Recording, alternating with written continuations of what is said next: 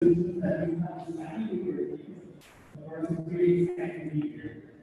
anyway, so now we're going to be as well. So, I'm going to be on course to do. Don't forget that you can always share your social media with people. So, don't get so worried.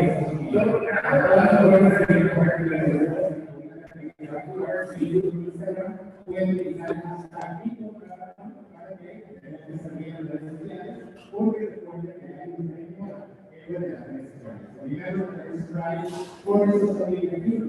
So basically, there are all within so we have to here. We can go here. We can have a lot of water outside. So we ask you where you are next to please keep your microphone here so we can really go to our topic. Also, for people on the Zoom, if you have your camera, and maybe we can be more closer, we can be here, we can have a lot of cameras. And on the right, whatever you really go there,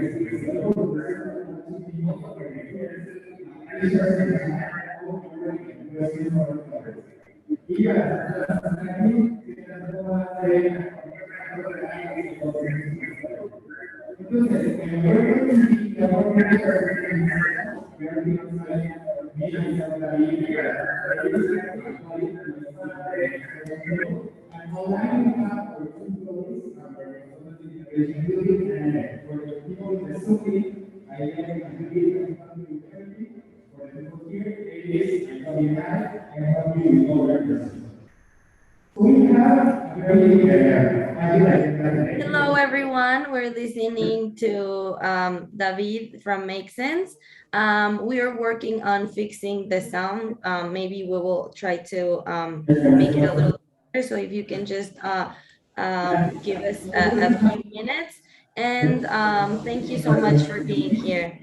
Hola a todos y a todas. Muchas gracias por estar aquí presentes. Estamos escuchando a David Araiza de Make Sense. Vamos a trabajar un poquito ahorita en ver si podemos mejorar la calidad del audio. Mientras tanto, muchas gracias por estar aquí presentes y cualquier comentario o duda nos pueden ir escribiendo en el chat para estar ahí pendientes. Muchas gracias.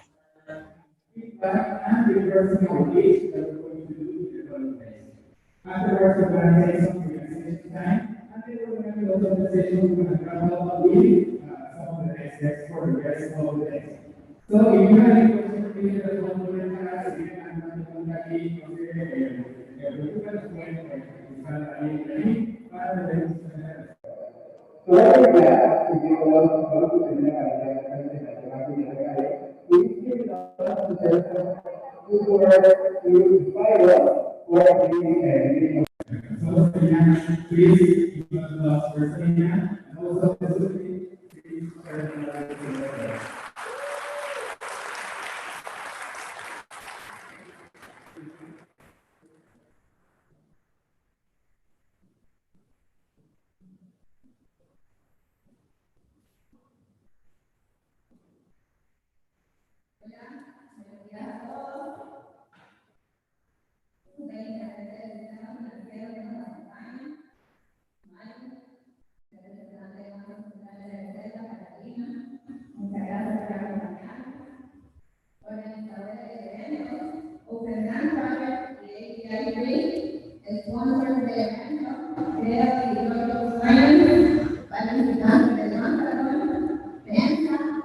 invitados, equipo de Banco Federal. Bienvenidos a todos a esta última etapa de este Bankathon que dio inicio el 19 de noviembre. Me siento inmensamente contenta de ser la primera transformación de un nuevo país, un nuevo Salvador, y que además me permite ser la líder viviendo esta transformación dentro del Banco Federal. Estamos apostándole al nuevo entorno de nuevas tecnologías y además aprovechando los beneficios que pueden traer al país con esto de la nueva ley Bitcoin que supone como moneda de curso legal al Bitcoin. Como Banco Federal, todos estamos sumamente emocionados, tanto el equipo que me acompaña como los jóvenes que nos están viendo en línea con los que están esperando el resultado de este Bankathon. Estamos emocionados, orgullosos de ser la primera entidad financiera en el país, en El Salvador, de realizar un evento como este y de ver cuáles serán los resultados que como banco vamos a poder aprovechar. Este Bitcoin Bank que me han dado API, OpenAI, Creo y luego Rocket Science. Han participado alrededor de más de 150 personas de diversas partes del mundo.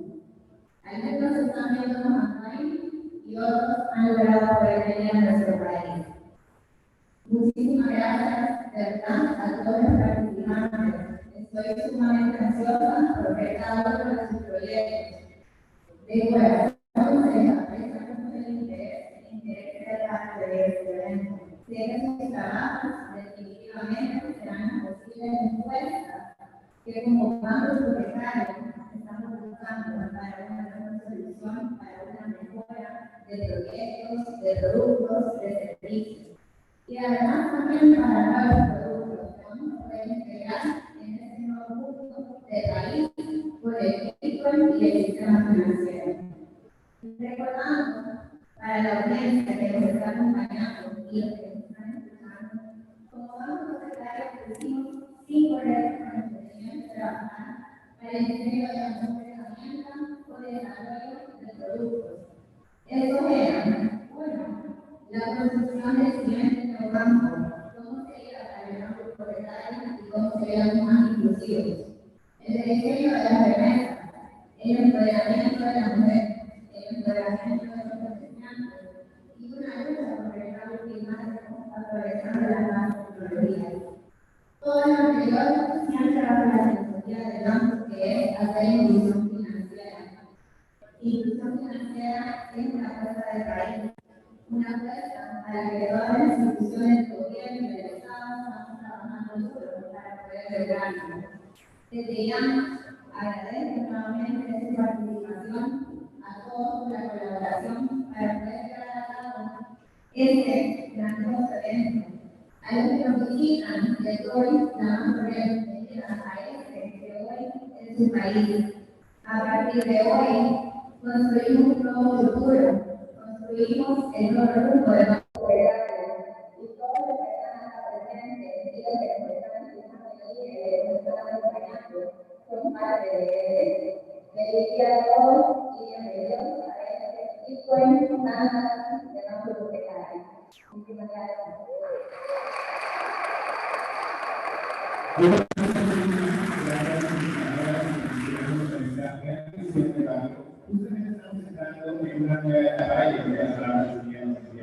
For the ones that are frequently in our previous facility, listening and the work that she does are studying and we are thinking and new transformation of the world. So the resolutions are very important for this transformation. So maybe they have more inspiring us.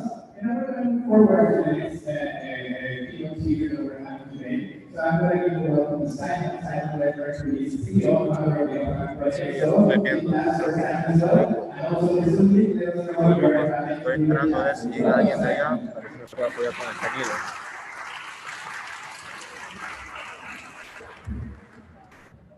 Locals, how are we?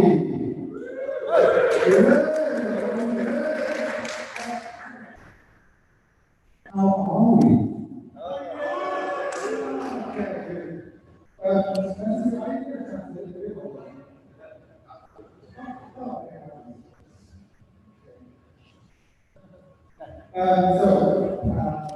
Welcome everybody. Super great to be here. I have fantastic few days in El Salvador. I didn't have any expectations from here, but it's been super friendly people, fantastic beaches, good partying, right? We had some good partying the other night. So, and serious as well. Serious business. High technology. So thanks to Mario, getting the pronunciation, and all our sponsors. So we are here this Bitcoin law, right, which is really interesting and fantastic. I think the country is taking this step to embrace decentralized technologies and so on. As I think someone in Harry Potter says, it's going to be a bumpy ride, so there will be ups and downs. This is the way of innovation, right? All agile processes, right? They start, they correct themselves, and so on. Like me on the surfboard yesterday, corrected it, I was coming to the shore, very quickly. But I want to draw attention to these 5 challenges that we have in front of us. And yeah, so we have something about empowering merchants, right? And so SMEs are like the lifeblood of an economy. We often hear about super big companies or the rest of it, but in pretty much all countries around the world, SMEs are the driving force of innovation in the country. And as I understand, the scenario is very much into this segment of the market. We are wanting to empower women's financial inclusion. So I know from my own company, right? We have lots of cool, good women who are in charge of finances and all this stuff in my company. I get to dream around, and the women are doing being really a powerhouse. And I think that's quite common, right? When you put women in charge of finances, ship sales smoother. Then we have a challenge about climate change, yeah? And this is like super important. We should all be adjusting our behavior, both personally and as companies and as organizations, to tackle climate change because it's super real and it's not going to go away by itself. We all have to play our part in that. So that's 3 challenges I mentioned. Neobank. Okay. So, here I'm sure very scenario we can learn a few things about the future of the bank. That's what we're talking about. And with the technologies we have in the room represented, we have a lot to do with custody solutions and APIs and bridges from where 3, where 2, or vice versa, 3, and so on. So these technologies are mostly open source, right? So everybody can build their products. Okay, and then remittances, which are an important part of the economy in El Salvador, and Bitcoin can help with that. So, in the days coming up now, do lots of networking, learn about the different technologies. Even just the last couple of days, I've met cool people who are working on different bits of blockchain technology. Leave yourself open to ideas, processes, business models, technology, and think it's integrated as it were. So your ideas you want to see working code as much as possible. What we're going to say, but of course you can start forwards, right? We're not expecting production ready systems or so on and so forth.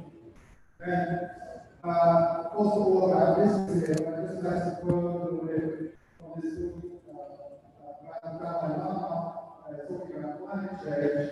And that human dignity is the highest individual value, right? So think about that. access to services, then public welfare is the highest collective value. Right? So if we don't live in a stable economy, a stable country where we want to give everybody a good chance. Right? So that's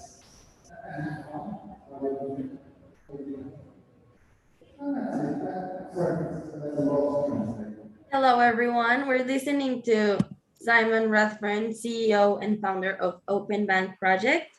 He's saying some welcome words, and we are still trying to work on the sound so we can listen a little bit better. Thank you for being here, and we will continue listening. So if you have any comments, if you have any questions, you can write them on the chat, and we will be answering them right now. Thank you.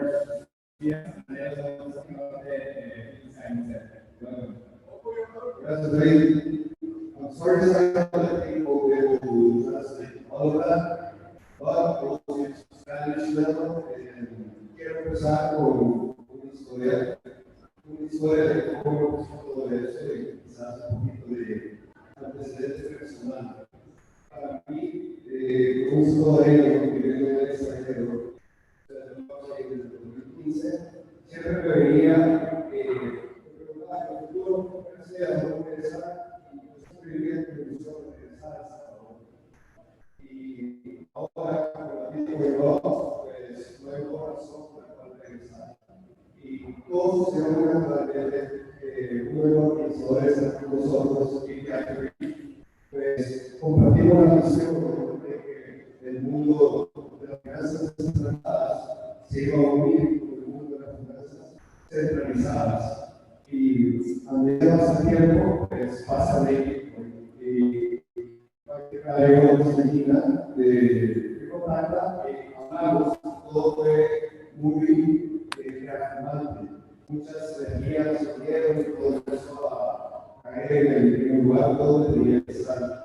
Y por eso mismo, estamos hoy acá. Yo estoy muy orgulloso y feliz de estar en este evento como organizador y mentor para los desarrolladores. Y la verdad tengo mucha emoción a ver todas las funciones que se van a hacer. Y la función más grande, los últimos días en El Salvador, he visto a la comunidad Bitcoin y he visto cómo están apoyando esta iniciativa. Y la comunidad Bitcoin es una comunidad muy fuerte. Entonces los cambios que se vienen para el país me emocionan mucho y creo que al final del día va a tener mucho impacto para la vida de los salvadoreños y también para lo que es inclusión financiera. Entonces ahora pues relájense y pónganse a ver lo que es su historia con sus ojos. Gracias. Hola a todas y a todos. Acabamos de escuchar a Francisco Montenegro de Blockchain Strategy en Open Bank Project. Ahorita justo estamos intentando solucionar el tema del audio para que podamos escuchar un poco mejor. Entonces, muchas gracias por estar aquí presente. Cualquier duda o comentario nos pueden seguir escribiendo en el chat. Muchas gracias. We're going to work on the speakers today, so everybody knows what to have whether to go here. Because let's not just spell some key words. Please come up to the stage and say yours.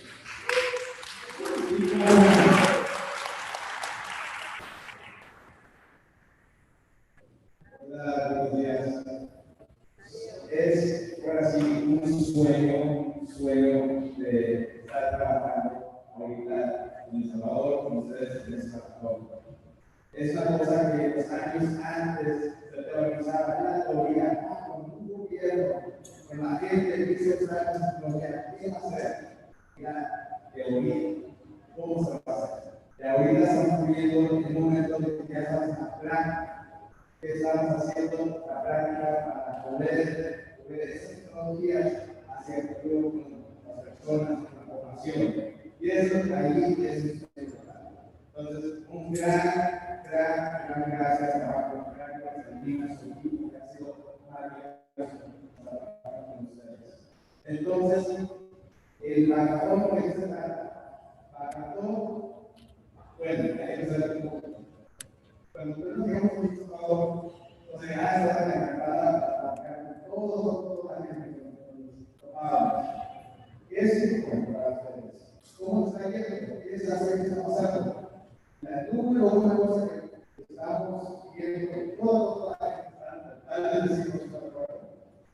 es la educación. La educación de cómo se puede usar esas tecnologías a futuro, cómo se puede hacer usar esas tecnologías. Entonces, ese Bankathon es para todos, incluso que nosotros sigamos aprendiendo cómo se puede integrar esas tecnologías al mundo real de la gente. Entonces, empezaría a darles como un overview, como que así como la lámina, viendo cómo van las tecnologías. Primero, hay que empezar con credo.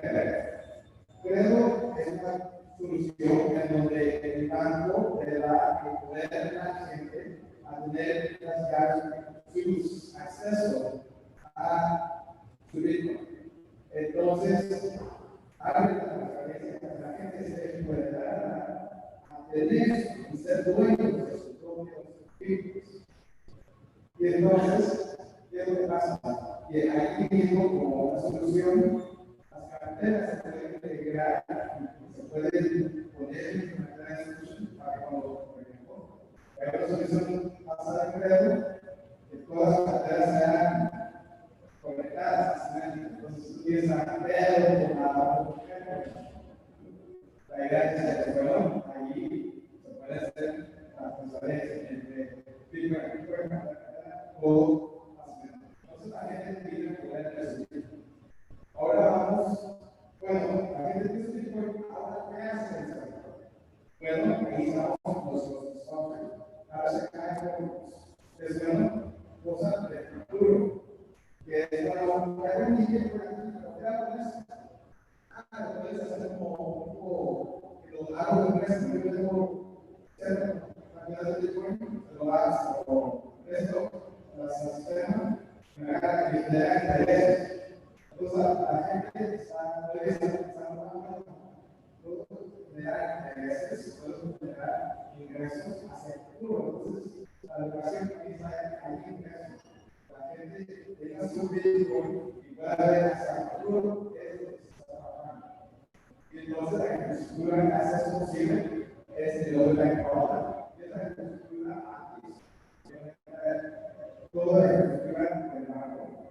Y luego de ahí a que es el Bankathon, el sistema bancario hacia nosotros como crédito. Entonces, marcar toda una solución simplemente para que todas las personas tengan una aplicación y no necesite colocarse todo el detalle. No, esta aplicación, aquí está el gobierno de intereses, y ya no se va a ir a los todo que sea. Entonces, es una cosa, El eco. la educación venga en un momento para la gente, no venga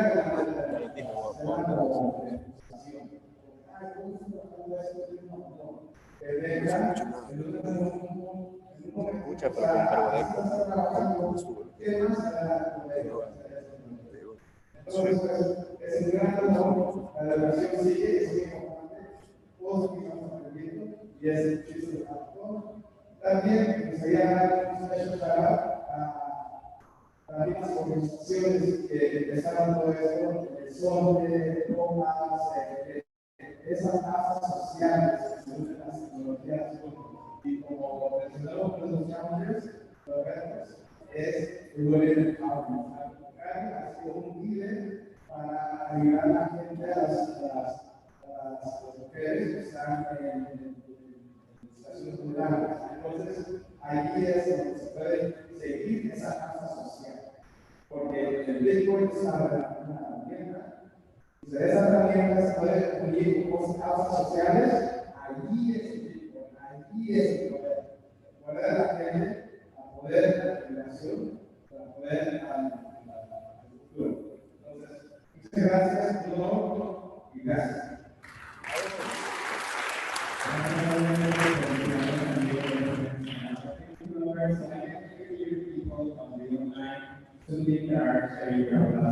with this version of going chair. So before going to the next speaker, we're going to have antes de pasar al siguiente speaker que nos indica también, quiero pedir a todos, voy a hacer un examen porque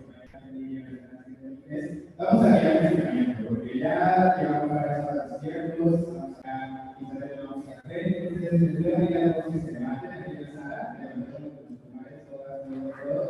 Please stand up if you are here. For the ones that are English speakers, so por favor todos nos levantamos. Everybody's on the Zoom link are doing the same in English. We will take now a stretching exercise. We know that we've been sitting here for almost an hour. So some exercises so we can start by, I don't know, like flexing our fingers. We can start, yeah, we can, David, he's gonna guide us so we can like stretch our hands upwards. You can see me, but you can see my colleague doing it from one side to the right side, now to the left side. If you want, you can also stand up and stretch your legs. We know that you've been sitting here for a little bit more than 40 minutes. So you can, yeah, stretch, move your head, so we can continue refreshed. We are still trying to get the sound a little bit better. So thank you for hanging on here with us and continue. So thank you so much. And we will let you know when that's a little bit better. Thank you. Perfect. So, welcome. And today is yours. And it's like yours will be more for Give her a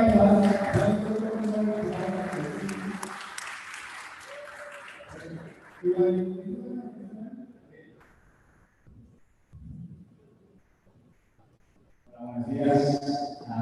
Bueno, primero de todo, soy Chevy, soy de la Universidad de Quevedo. Ahora aquí con Chris, compañero también. We are now listening to Javier Fonsolé, who is Business Operations Manager from QR Edo. So he will be giving us some words, and you can also keep writing us in the chat your comments, your thoughts. We will be reading them and answering them.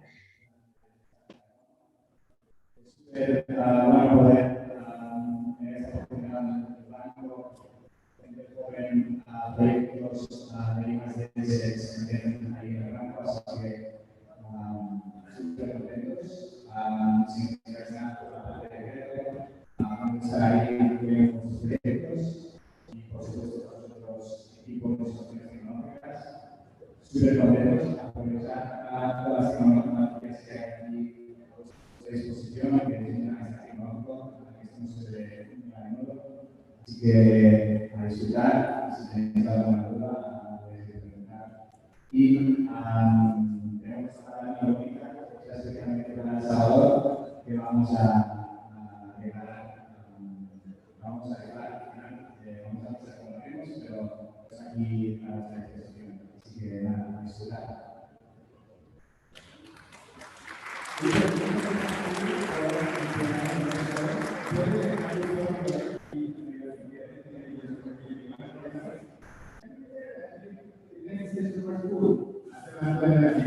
So before we're going to move forward to our next speaker, I'm going to ask you to give a little of the celebrations of people que están aquí. Vamos a pedir unos aplausos para personas especiales en el día de hoy y en la mesa que está por acá. Entonces, una cosa para su secretario de Innovación que nos acompaña el día de hoy, nuestro secretario, muchas gracias por venir el día de hoy. A los directores del sistema financiero también, y a la secretaria de Innovación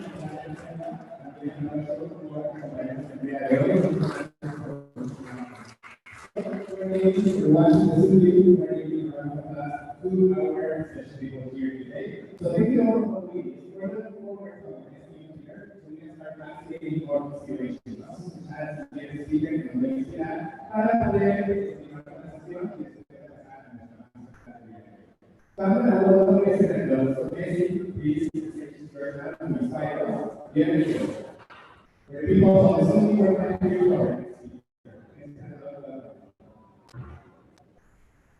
We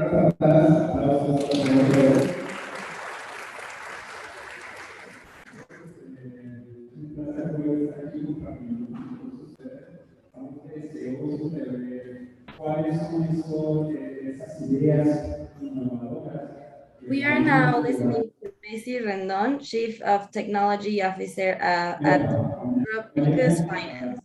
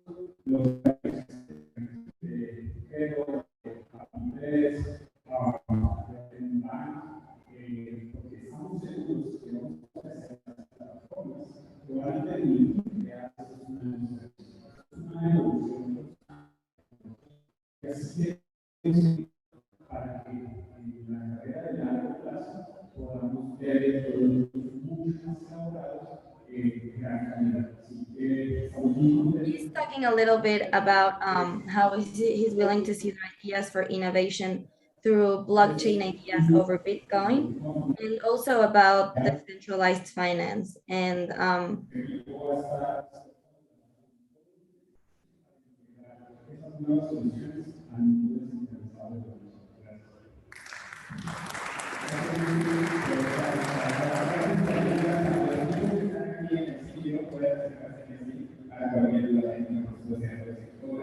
So thank you, Messi, for starting to the words as well. So for the people listening, we're gonna ask you to share us on the chat any questions that you may have. So my colleagues Jaime and Jude can help you with all the questions that you may have. So we are leaving as well, and I'm sure you'll be here. So thank you, Messi, for this work. Moving forward to the next part of our agenda.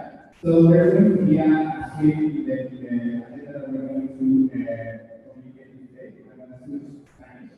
Vamos a tener ahora la presentación de nuestro mentor especial el día de hoy, que va a justamente explicarnos algunos consejos sobre cómo opinar.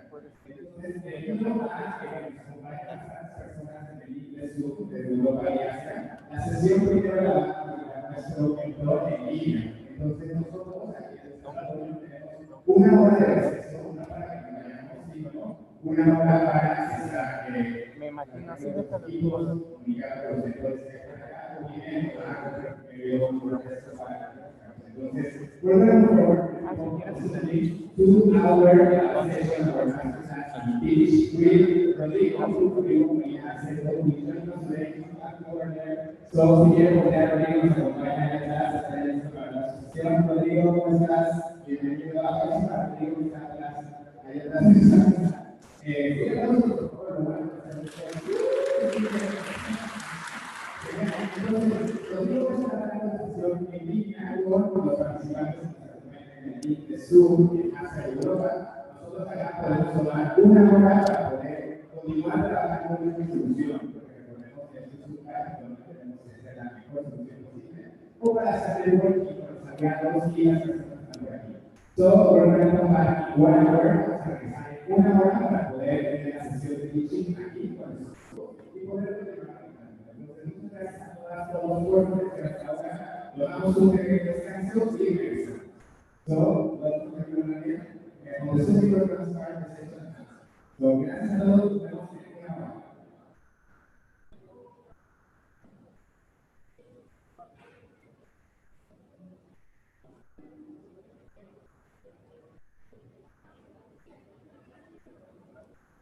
Hello, hello. Can everybody hear me? Yes. hello. Yes, we can hear you. Thank you very much. Nice to meet you, everyone. We're going to start just in about right now. I'm going to start sharing my screen. Just please let me know if there's too much noise around me and if everything is okay with the sound, just to check on it. If not, then we're going to start. and I'm going to be presenting myself. Sí, claro. ¿Cómo te lo comparto? ¿Se oye bien? ¿Todo se oye bien? ¿Sí? ¿Se escucha? Gracias. Perfect. So we're going to start sharing my screen. Give me just a second. Hello, everyone. Thank you, Rodrigo, for being here. Rodrigo Molina Aceto, he is a coordinator of Emprende, a School of Communication. And we are really happy, we are really glad to have you here. We are sure that this will be a really rich conversation. So thank you so much for being here, and thank you to all our amazing participants that are hanging on here with us today. So welcome, Rodrigo, and here you have the mic now. Ailed, thank you very much for the quick introduction. It's a pleasure for me to be here with you guys. Let me know when you guys can see my screen. I'm going to start sharing it. Can you guys see my screen? Yes? Great. So welcome, everyone. It is a great honor to be here with you guys today. Today, I'm going to be your pitch coach, and I'm going to be presenting you these special master classes that we've created for you guys. The idea today is that we start learning on how to create a winning hackathon pitch. Why is it important to create a winning hackathon pitch? That's what we're going to be seeing in a while. But for the moment, and before we start, I would like to try to break the ice with you guys. So if you guys are there, and if it's possible, I will ask you that in the count of three to start applauding with me, okay? And if it's possible, you can turn on your cameras, so in that way we can start meeting each other. So at the count of three, I'm going to start applauding. 1, 2, 3.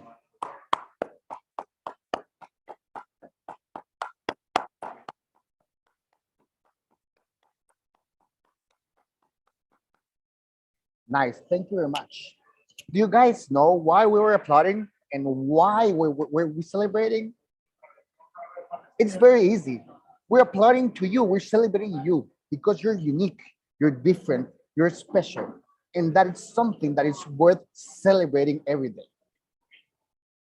A really good piece of advice every morning, you should start celebrating yourself. Because if you're not the one celebrating yourself, who is going to do it? So to start breaking the ice, the idea is that you start celebrating yourself, that you feel unique, that you feel special, and that is something worth celebrating.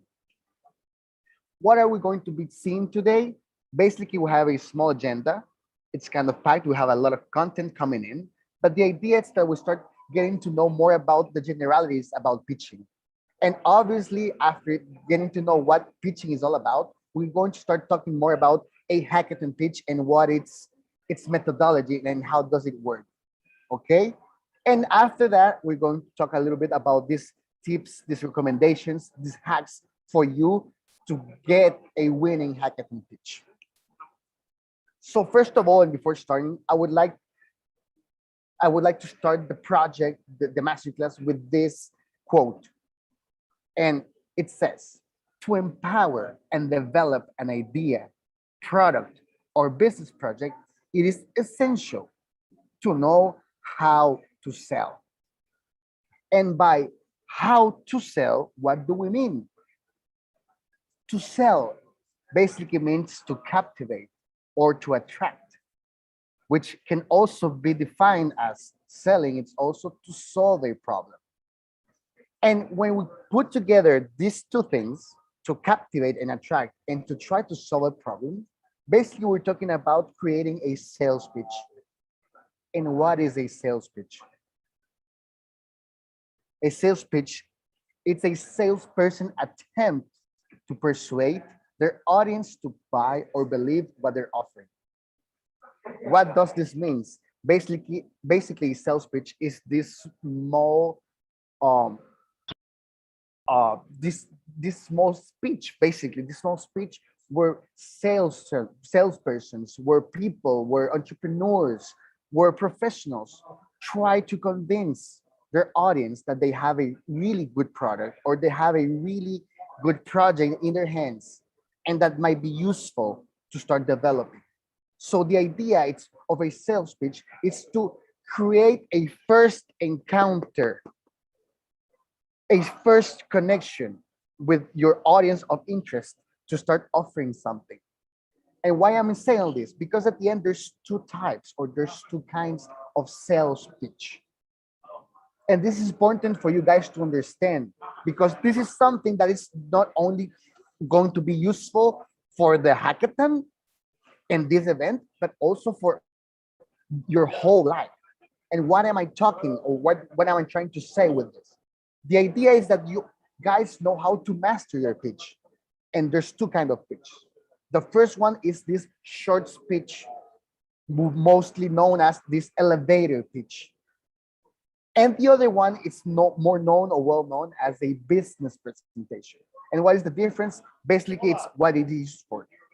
When we're talking about an elevator pitch, we're talking about this pitch where we're starting to create this public relations or networking, where it can be used in fairs or in networking events or in contests, where you in a small amount of time you present your idea. And then there's the business presentation. There's this more formal presentation where the idea is that you can go to a business meeting and present in a more formal and more complete way your business, your idea, your product. Does anybody, please, if you guys have any questions or if you're not understanding me well or if there's too much noise around me, please let me know so we can accommodate ourselves. I think I can understand. Thank you, Ludo. I appreciate it. Thank you very much. So why are we talking about two types or two kinds of sales pitch? This is why. Because selling, it's a process. Pitching, it's a process. And that's one of the first rules we need to understand.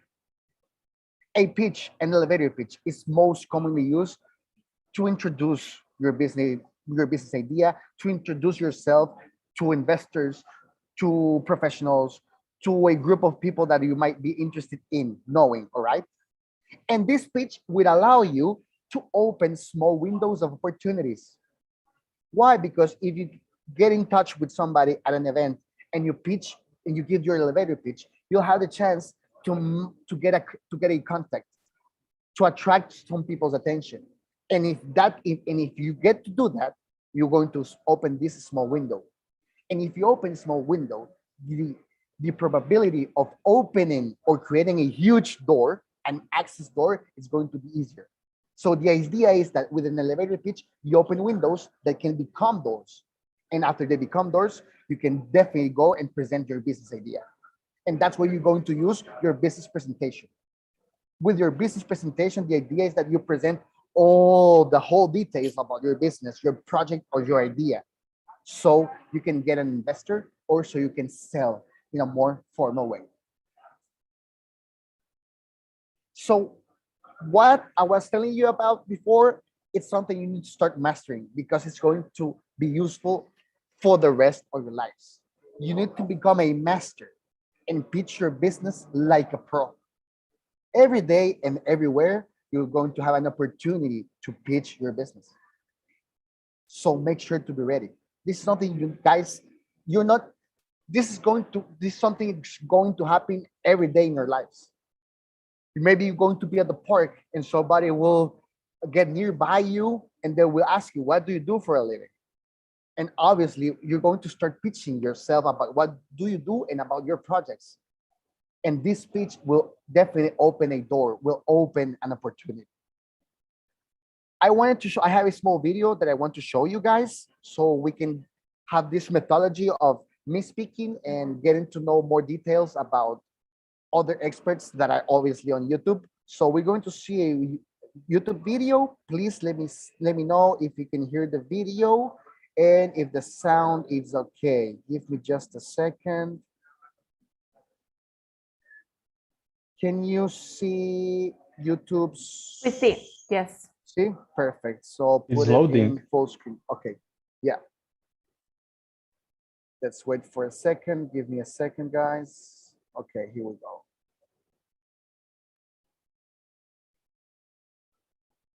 What is a sales pitch? When most people hear the term sales pitch, they imagine a room full of potential clients and a salesperson or sales team going through a slideshow or demonstration, like Shark Tank or Dragon's Den.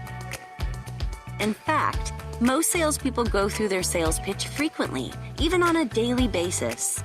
Every time you talk about your product or your company to a prospect, customer, or even a potential investor, that's a sales pitch. Whether you're on a cold call at a business mixer or just reaching out via email or social media.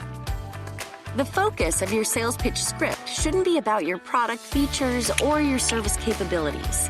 Instead, it should cover the critical challenges you solve for your customers. You need to figure out their pain points and then tailor your sales pitch to show how you can help alleviate it.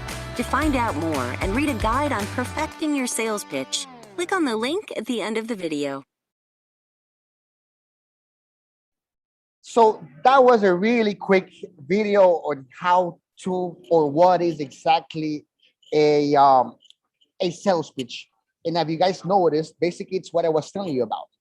This sales pitch is something you're going to be using every day of your lives. And you don't know when or where exactly you're going to use it, but it's going to be very useful to know and to know how to pitch your business idea or your project. I'm going to be sharing the screen once again. Perfect. So that's the idea, guys, that you understand that pitching is not only about a hackathon event or for one specific moment. Pitching is something you're going to be needing the rest of your lives. It depends on the occasion, depends on the audience. The pitch will be changing. But the idea is for you to understand the basics of pitching, the generalities of pitching. So now that we have an idea on what a sales pitch is, we get to more specific theme, and it is what a hackathon pitch is.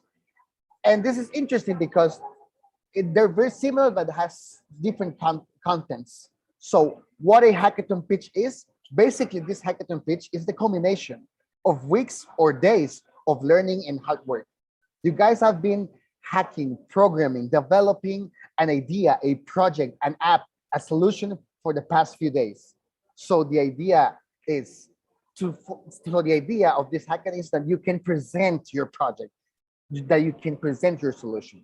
So this is the unique chance, this is the opportunity for you guys to present your products, to present your solutions, and to try to see if you convince the jury and win and take home a couple of prizes. At the end, this is no joke. Everybody wants to take home some prizes. Most of people here, they're not only programming, developing just for fun or for a hobby, but you guys are also interested in getting some money. So the idea is that you create this ultra super powerful pitch so you can have the possibility of taking these prizes home. At the end, what a hackathon pitch is, it is the chance for you to show your prototype. And this is something I want to be specific on. It is really important for you guys to have something to show during a hackathon pitch. And this is one of the most important difference between a normal sales pitch or an idea pitch or a business pitch and a hackathon pitch. Normally in a business pitch, you can only present an idea. It's not necessary for you to present a product immediately. But in a hackathon pitch, it is.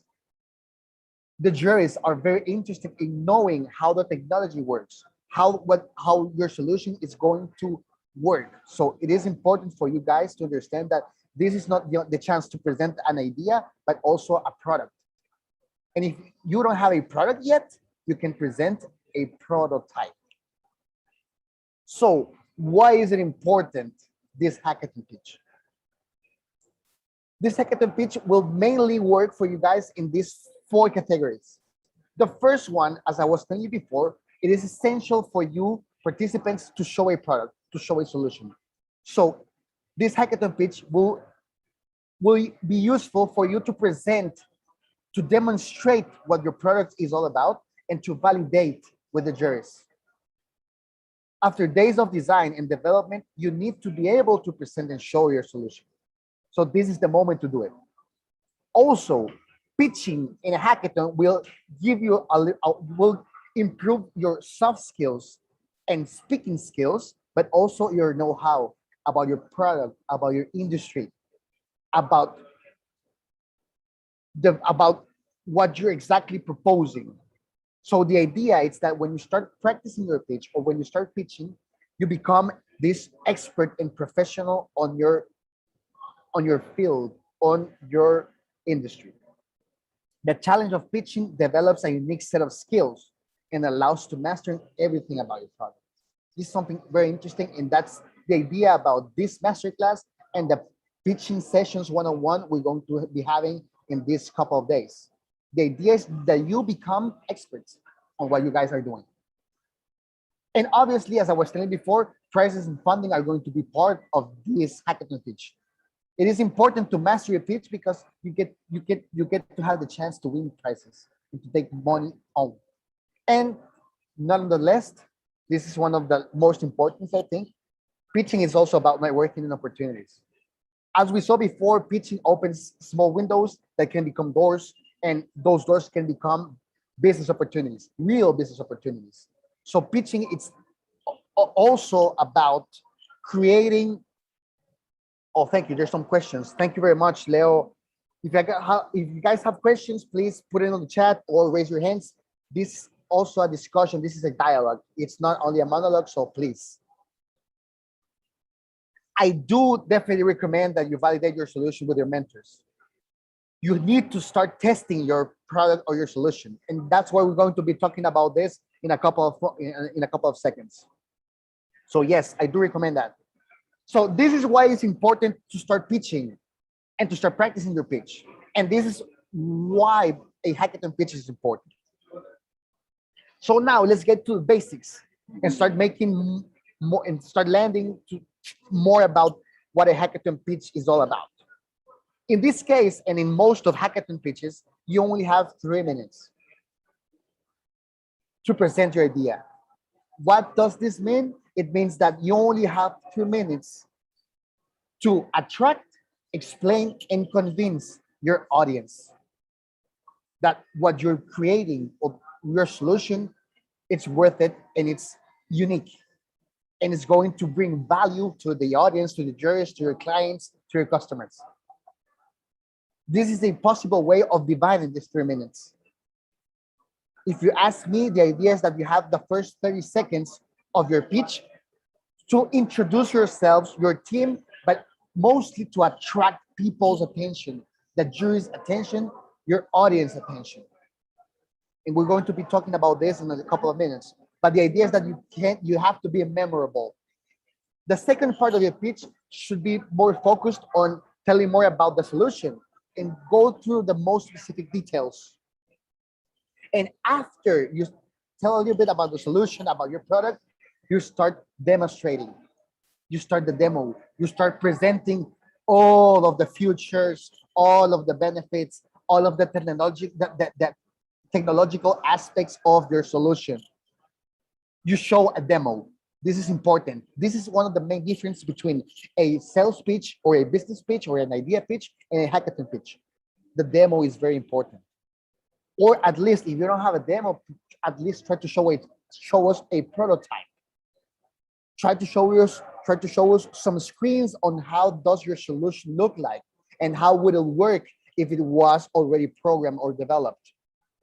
It's not necessary to present a fully finished solution, and it's not necessary to present a fully functioning demo, but at least you have to present, the screens and the process on how does your solution work.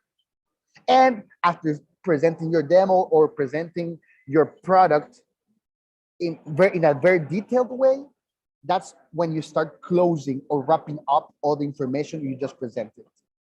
You have to also 30 seconds to have a memorable closing. And we're going to be talking more about why it's important to be memorable. So just to be clear, guys, basically we have 3 minutes to be clear and memorable. And for your information, that's only about 400 words or 27 sentences. You don't have too much time. You don't have too much content or time to get into the details. to get into the more specific or technical issues about your solution. This is more about how you create this memorable pitch where you get your audience attention and you get the interest of your audience. To do what? To try to create this small window of opportunities that will become eventually in a door of business. Okay? We're going to see another video. I'm presenting you this video because it shows the essence about pitching. It's going to show you what a pitch is all about, not specifically as it would be in a hackathon. You'll see this more as a business idea pitch, but pay attention to the whole video. Pay attention to the presentation that the guy is using, so you can have an idea on what the process of pitching is all about. This is for me one of the best pitches I've ever heard, and it shows or resumes the all the possibilities you guys have at the when you're presenting an idea or a pitch. So let's take a look at this video. Let's see if it works. No questions.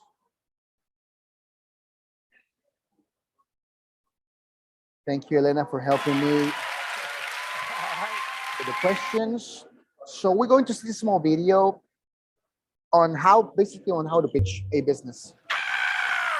Give me a second. I'm so stressed out. Sorry, guys.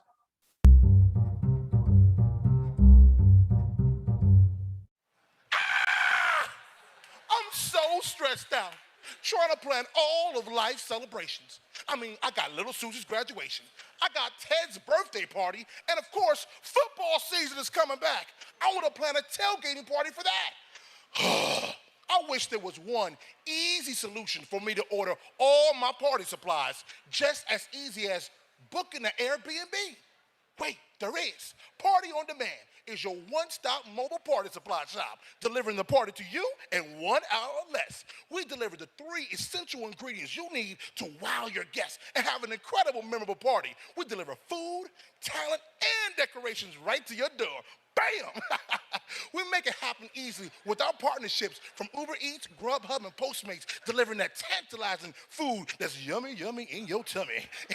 In addition to that, our friends over at Amazon Prime are hooking it up with our great, crazy curated party box that's delivered to your door. Plus, we have hooked up over 1,500 incredible talents of dancers, acrobatics, and even your own personal chef from Benihana, Katachi. That's... It all starts with the box. Party on Demand has already partnered with over 35 of the world's largest companies and brands that's going to give you the cool thing. Think of Pinterest meets Etsy, delivered in your box and all exclusive right to your door. Oh man, it's going down. Our app is simple and easy to use. And with less than 5 clicks from your phone, your party is on.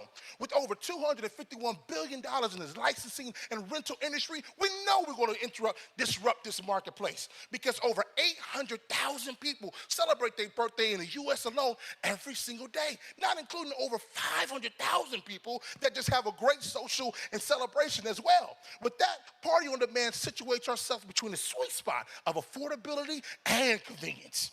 Now, our revenue model was simple. Nowhere, and I mean nowhere, can you find food, talent, and decor delivered to your door same day for the incredible price, wait for it, $299. Ow! Make it want to shake something.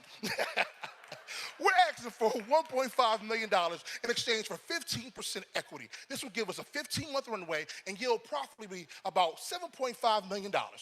Party on Demand was inspired by my father, who passed away from cancer. But before he did, he said, son, celebrate life more often. Whether that's your job promotion or getting an A on a test or even crossing the street, celebrate life every single day. Now you don't have to stress no more or wonder how to put on a really cool party and impress your friends. We can do it for you. I'm Big Willie G, the CEO of Party on Demand, and we're helping you, and your best friend sitting next to you to party on. So call us, and I'll see you at the party. Woo, woo, woo.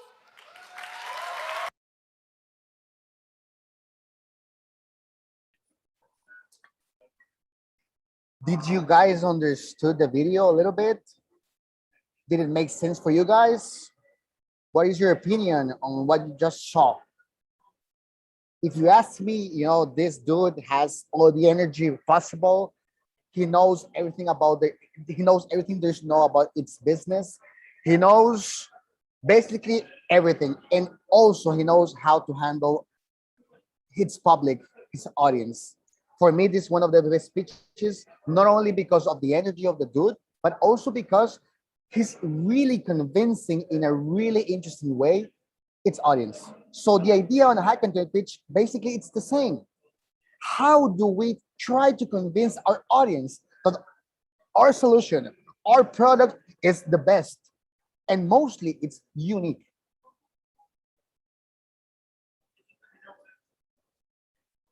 And that's why I'm going to start talking about the art of pitching. And that's why I show you that. That's why I show you that video, because Willie Green, that's his name, Willie Green, the CEO and owner of Party Demon, basically he masters the pitching art. And how do we get to master the pitching art? Basically, it all starts with the ability on telling a story. And even though we're living a hackathon where the solution is more of a technical solution, where we're talking about more we're talking more as developers, but you need to understand that even though we're developers and we're developing a solution or technological solution, it is essential for us to tell a story and to convince our audience that our solution is the best in a more simpler way, in a more digestible, easier way. So the first part of pitching is about connection. How do you create this special and unique connection with the audience? And the way to do that is telling a story. You have to become a professional storyteller. The second one, it's about value proposition or unique selling proposition. What makes your solution and your product so unique, so valuable? What makes it different? It is really important for you guys to understand how do you differentiate from your competition. Because nowadays, the wheel has already been invented. Most of technologies already exist. Maybe what you're developing already exists. So the idea is that you have the ability on telling your audience and the jury, why are you different? Why are you so unique? And this means basically, what is your business opportunity? How I am going to make money as an investor with your proposition? Okay. If you guys saw Willie Green, this guy was really motivated and had the most incredible attitude ever. Attitude and motivation, it's really important because it will give the audience this feeling of trust. The audience, the jurors will trust you. Your investors will trust you because you look passionate about what you're doing. You look motivated. So when you see somebody that is passionate and motivated, you seeing somebody that is authentic, that is truly motivated by what he's doing, and this means that he will not live any loose ends. This means that this means that he will get to the finish line, no matter what obstacle shows in the way. And to wrap up a little bit more about the art of pitching in a hackathon pitch competition, it's always about what you're presenting and what you're showing to the audience. You need to be clear that it is important to show a solution. The juries, the audience needs to see a test of your product, and they need to validate your idea or your solution. And the only way to do that is for you to guys test your product, test your solution, put a demo on your solution. This is going to be important. Please, if you guys have any questions, just let me know. I'll be putting attention to it. So, would you have seen the art of pitching? The art of pitching basically are just a small considerations that you need to take in so you can have a more interesting pitch to sell. But it also means that the art of pitching is not only about how you present, but also about its content. and how you organize the information. And for you guys, that most of you are developers, basically we can divide a pitch as an app. We can create a wireframe of a pitch. This is basically a generality. It's not written on paper, or it's not written on rocks. But the idea is that you have an idea on how you can manage your ideas and how you can organize your process on pitching. The first part, as I was telling you before, you have 30 seconds to grab people's attention. How are you going to grab people's attention? This is an idea. Introduce your project with this attention grabber, then introduce your team, and then start talking about your problem. More specifically, try to present a problem statement. So that way you're going to get people's attention in a really interesting way. And why is it important to get people's attention? You need to have people focused on you. You need to have people that is really interested on what you're saying. If you introduce yourself, your pitch, in a really slow and boring way, you will not get people's attention. And your pitch will not be heard with the same interest as if you got people's attention. It's not the same to introduce yourselves as, hello, we're team number A, and we're here to present a new solution for banking, for the banking industry. To, hello everyone, it is a great pleasure to be here with you guys today. We are team A, and we're here to solve one of the greatest problems of the banking industry. There's two ways of saying it. Obviously, it depends on each one of you guys on how are you going to present. It depends on your personality. It depends on different factors on how are you, it depends on the jury, on how are you going to present your product or your pitch. What energy, what introduction words are you going to use? This is going to be a key factor for the success of your pitch. After introducing the problem, we're going to focus a little bit more about the solution, more specifically about the product. What is it exactly? What are we presenting exactly?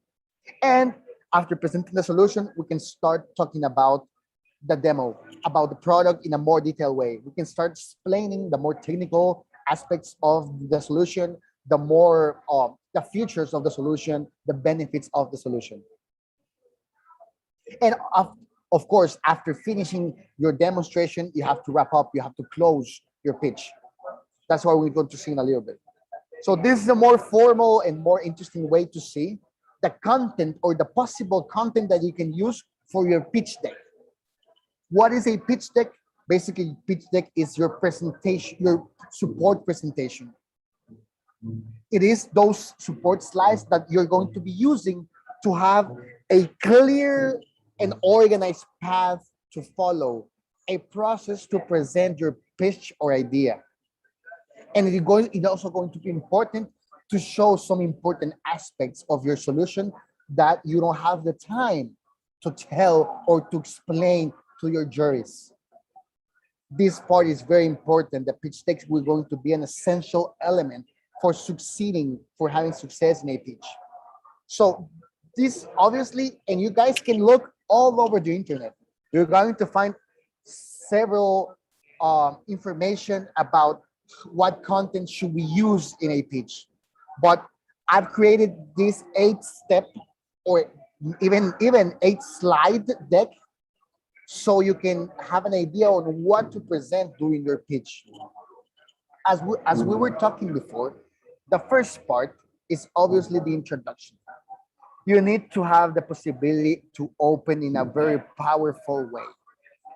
As I was telling you before, you need to stand out and get your audience attention. Why is it important to get your audience attention? Because if you do so, you're going to have basically one of the first milestones achieved, and it is to get people focused on you. You need that people is focused on you. Not only you have to get their attention, but they have to be focused. They have to start listening to you need people that will listen to the details and that it's going to be really, really interested in what you're saying. That way, the message will get to them in a more clear way. They will be interested. That's the idea. Second of all, you need to present a problem statement. Write the best problem statement ever. What's the problem you have, or what's the problem the industry has? What have you identified and are trying, sorry, and what are you trying to solve exactly, specifically? This is accompanied by the solution. And the solution, more specific, is your product. Start talking about your product, not in a detailed way, but start talking about the solution. What is it? What's its name, or how does it? How start talking about the solution. And while you're talking about the solution, start to present some data and numbers. And if you cannot present data and numbers about the market or the market size or your total addressable market that you're interested in attacking, you can start using other types of information. For example, who are your users? You can create this user profile or customer profile that allows the audience to understand who are you trying to sell your solution, or who are you trying to solve their problems. This is going to be important for your audience or your jurors to understand who is this product made for, and how it's going to adapt the solution to their problems. So this is more about the market fit, how this solution adapts or fits to the market size. You can, afterwards, start showing your prototype, your demo to your jurors.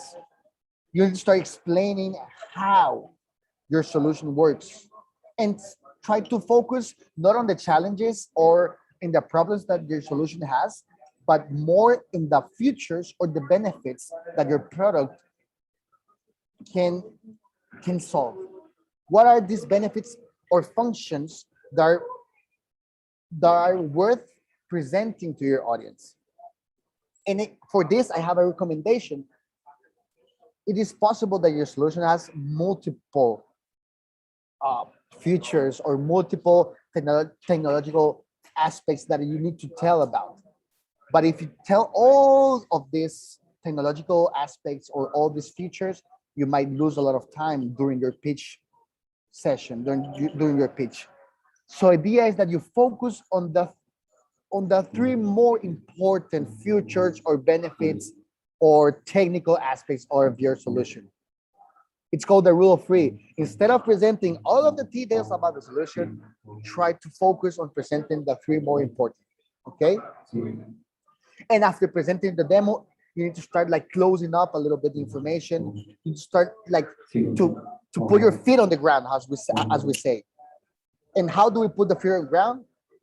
We're going to start talking about money. Money, money, money. Where's the money?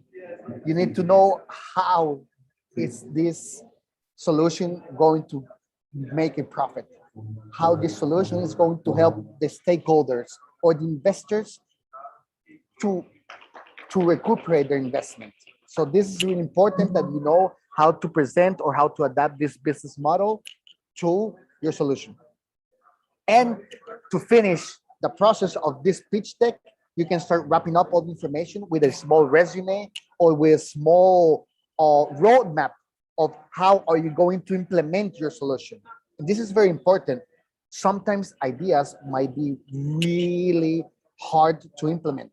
So the idea is that you present a clear way on how are you guys, your team, going to make this happen. How are you going to make this come true? It's about implementation and viability, feasibility. How is this going to be possible? And to close, make sure you have a rock closing pitch. What do I mean by that? People will remember how you started and how you finished. So we emphasize your key points and open the floor to questions in a really attractive and important way. This is going to be very important to close as a rock star. Why? As I was telling you before, people will only remember you for what you said at the beginning and how you close. and make sure to leave an open space for questions. Why? Because questions are part of the pitch. Normally, after your pitch session, you will have a Q&A session with your jurors where they will going to be asking you questions about your process, about the solution, about you guys individually, on what are you good for, what are your abilities. So this is going to be important that you guys not only prepare your pitch deck, but you also get prepared for a Q&A session. Let's see if we have questions. Okay, thank you. Elena is just telling us we guys are going to have 2 minutes of Q&A sessions per team, so it is important to you guys to know that. Perfect, great, great. How is everything doing? Is everybody okay? Can you listen to me well? Yes, thank you. Okay, perfect. Sorry, I'm so excited. If I get too emotional, if I get too excited, please let me know. Normally, I'm on the stage and I'm not surrounded by all these sounds, but we're having a great session today. So hopefully, it's going to be very useful for you guys. I got you guys a couple of questions that the jury might ask you. These are a couple of questions that you get prepared for. For one side, I have these like implementation questions, or these more technical questions that are that they have to do more about the feasibility and the implementation of the idea.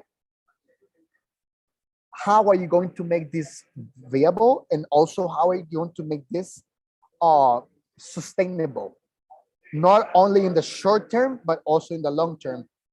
This is going to be important, that you have the ability to present what are the costs of implementing this solution, and also the timeline. How much time is it going to take? How much resources do you need to finish implementing or creating this solution? Remember, we're in a hackathon. It's obvious that not all the teams will have a finished solution. Most of you guys will have a demo, and others will definitely not have a demo. They will have a prototype or some screens to share. But the idea is that you guys, even though you don't have a finished product, but you need to have a clear idea on how is the process going to be. How is your team going to be able to make this project happen?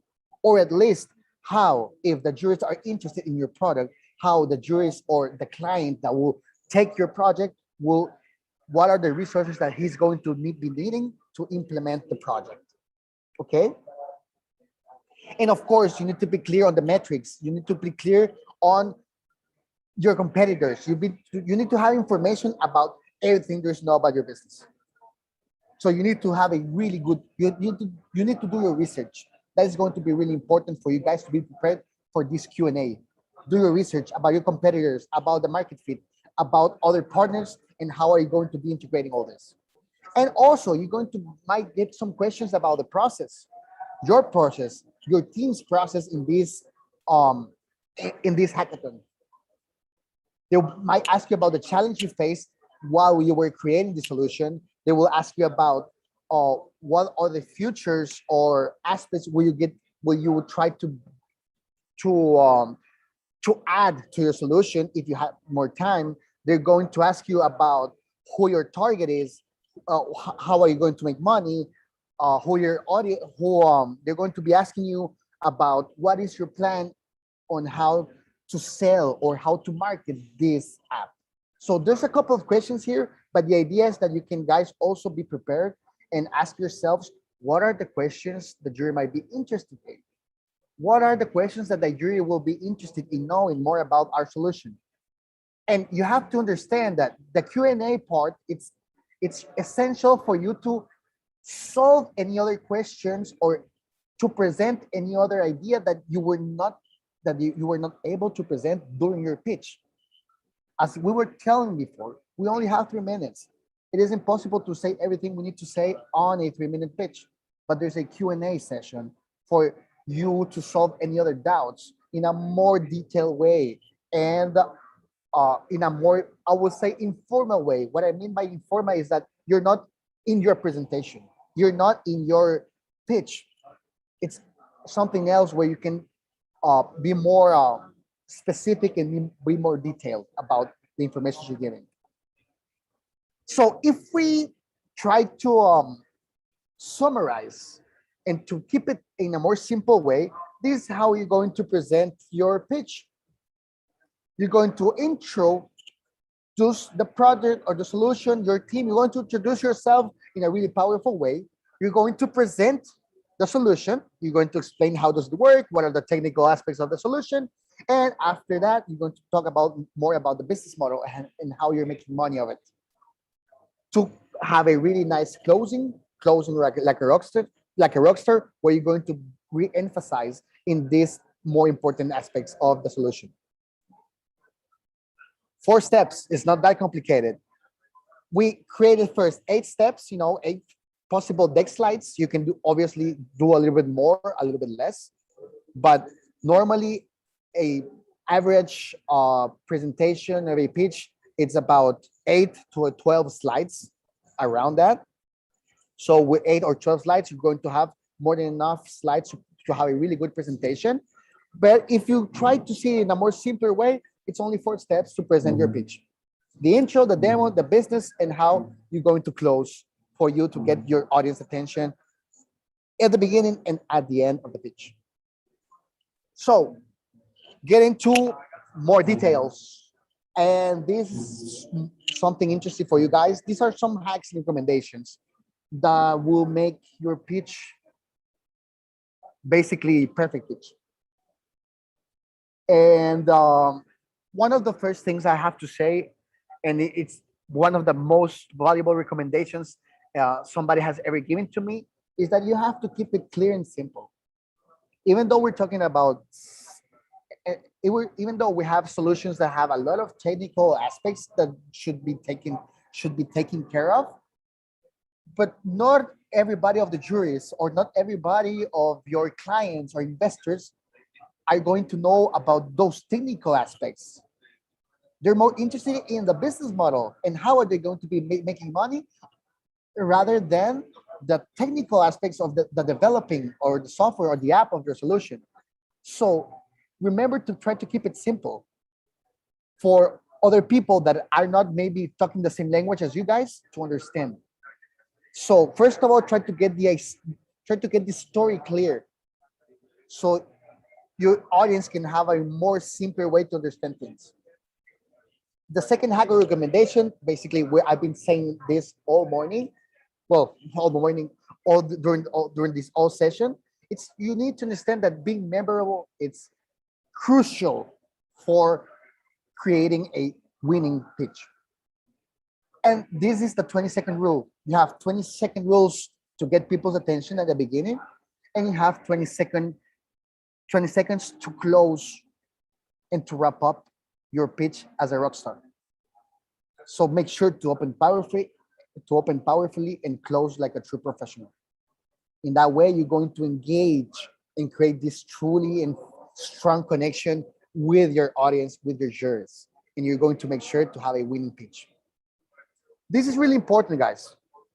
Normally, you guys are working as a team, and most of teams definitely, it's possible that more than one participant or member of the team would like to present the idea. My recommendation is that you guys be clear and decide and assign specific roles. Why? Because you only have 3 minutes. There's not too much time to be changing microphones or voices.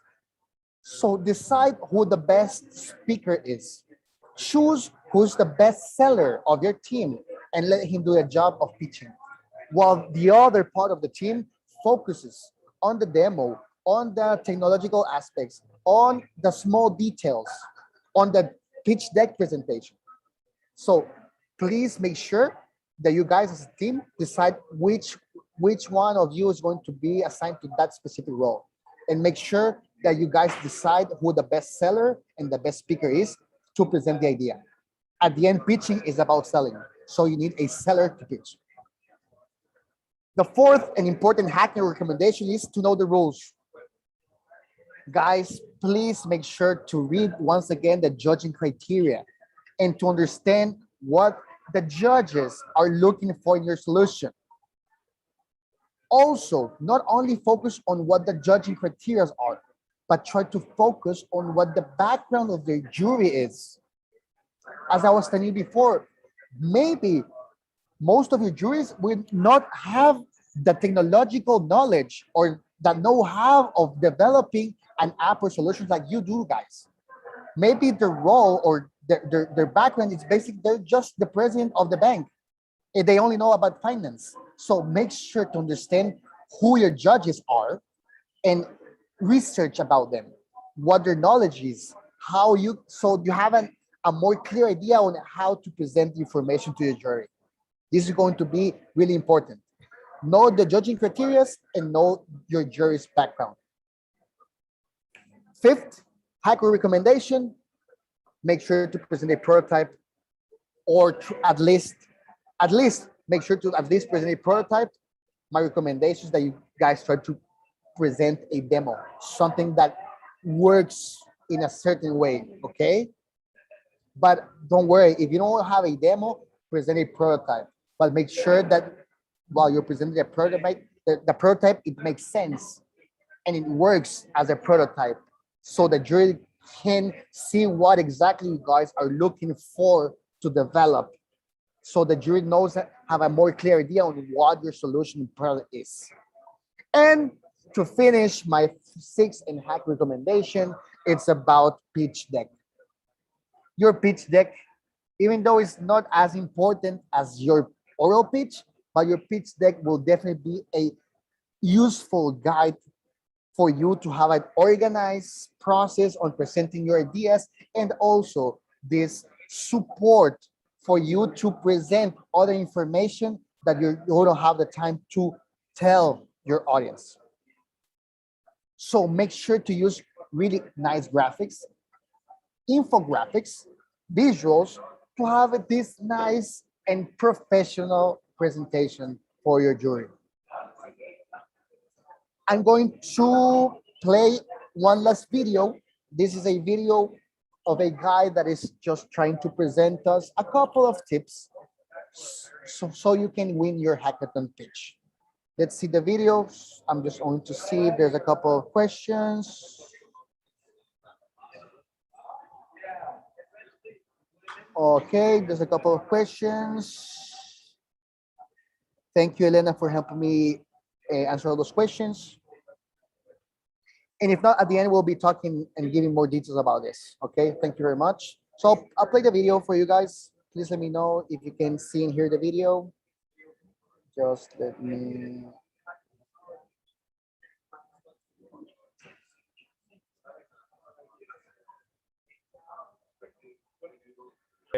What it is that you're trying to accomplish. My name is Austin Clements. I work for 10110 Ventures, which is an early stage venture capital firm based here in LA. We invest in seed and Series A companies, lots of different industries. We're industry agnostic, but most of our focus is on data-driven startups. I've judged several hackathons over the last year and a half, probably one every other month. And so I've seen a lot of pitches through hackathons. The standout qualities for a winning hackathon pitch, for one, first and foremost, it has to be understandable. And I think one of the primary ways to make it understandable is to say what you're doing up front. So if in a very short, concise manner, be able to convey what it is that you're trying to accomplish, what it is that you've built or developed, and what solution it offers. Usually, if you can break that down into one sentence that you could explain to your mother and she would generally get what's going on. A lot of it is about authenticity as well. We want to know that you're building this specific solution to solve a problem, either that you have experienced personally or that someone who you know or there's some meaningful reason rather than you think that it's just a big opportunity out there that you should try and tackle. Why is this important to you personally? and why did you tackle this specific problem versus the next one that we hear. If there was one thing that I would recommend for hackathon participants to do in advance of the actual competition, it would be researching the judges, understanding who the judges are, what types of things they invest in, what types of things interest them generally. I would say if the judges, particularly if they're investors, probably spend a lot of time trying to explain publicly what they like and what they're interested in, and they do that so that those types of founders will come to them and talk to them about their business. If you could find something about each judge or one of the judges that really strikes a chord with what it is that you're developing and somehow incorporate that seamlessly into your pitch, I think that it'll be well remembered by not only that judge, but by all the judges to suggest that you really did actually do your did your homework and you know who you're talking to as well. I'm Austin Clements. I'm a venture capitalist with 10110 Ventures.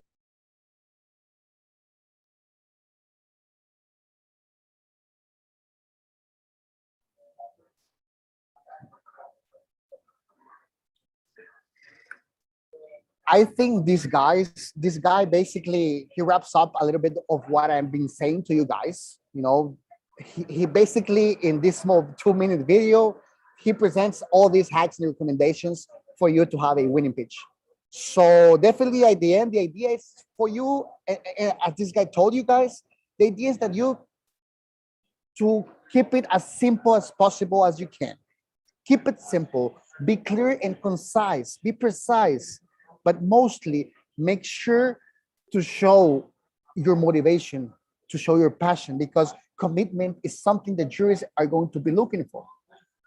Most of hackathons and most of solutions or products or hackathons, they don't pass through the hackathon. Why? Because the end is just a unique event. So the winning participants, most of them basically they are the most committed ones. So try to show your passion and your commitment through this solution. This is going to be important. So now, guys, we only have a couple of minutes left, and the idea is that you guys can start practicing or creating your pitch deck and your pitch. So before getting started, this is my first recommendation. Before getting started, try to get the story clear in your mind. What I mean by getting the story clear in your mind is that start creating the process on how do you want to pitch. Use post-its on what are the most important elements of your pitch. Once you have done this job of putting together all the pieces and getting the story clear in your mind, in your head, take the step 2, and that step is try to define your solution in one sentence. If you get to have the story clear in your mind before creating your pitch deck, and you can define your solution in one sentence, you have half of the job done already. Why? Because after creating your pitch, you can, after creating this like story, the story of how is it going to be pitching your idea, you can start using some other tools that are going to be really useful for you to start creating the content of your pitch.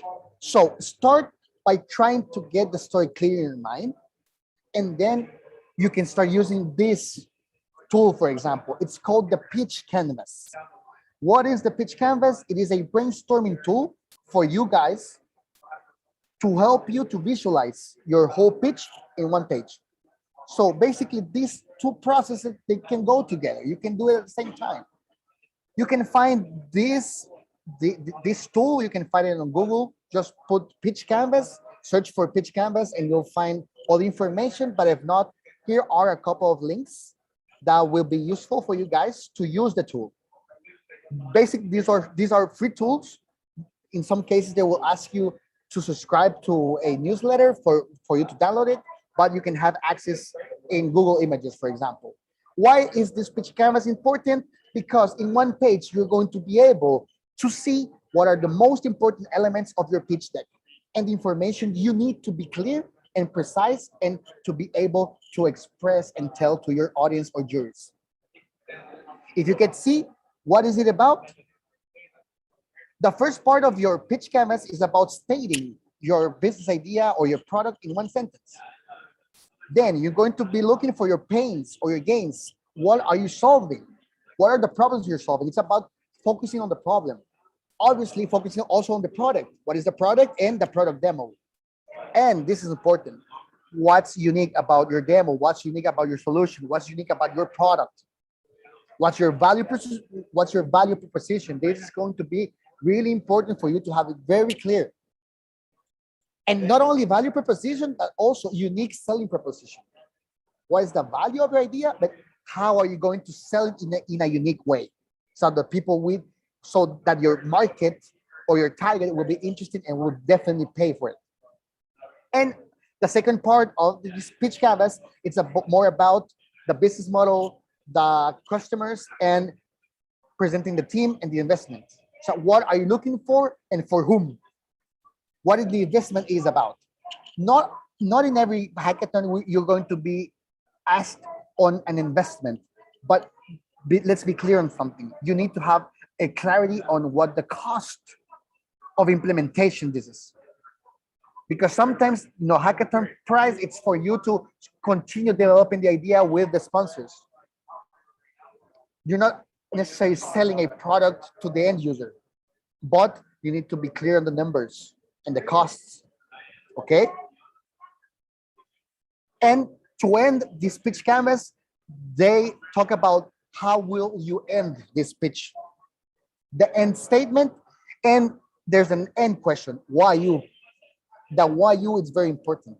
This is where you present your commitment, your passion, your ability to solve an issue or a problem related to this industry.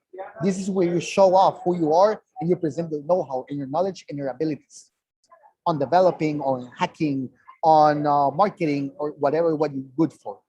So guys, make sure that your team is really clear on who they are and what they're capable of, okay? The second tool that is going to be really useful for you guys, and we already talked about it in its contents, it's the pitch deck. What is a pitch deck? This pitch deck is a brief, a summarized presentation that provides the whole overview of a business. It is usually focused on showcasing your product, sharing your business model, or your monetization strategy, and also presenting or introducing your team. This pitch deck will be useful for a $1,000 investment till a 50 million investment. So pitch decks will always be there while you're pitching or while you're presenting a business idea. So make sure to have a really nice and well-designed presentation that attracts people's attention and that is easy to read, that is user-friendly. This is very important. I'm also giving you in this presentation, I'm pretty sure that you guys will have access to this content and to this presentation. So in these slides, you will see a couple of links.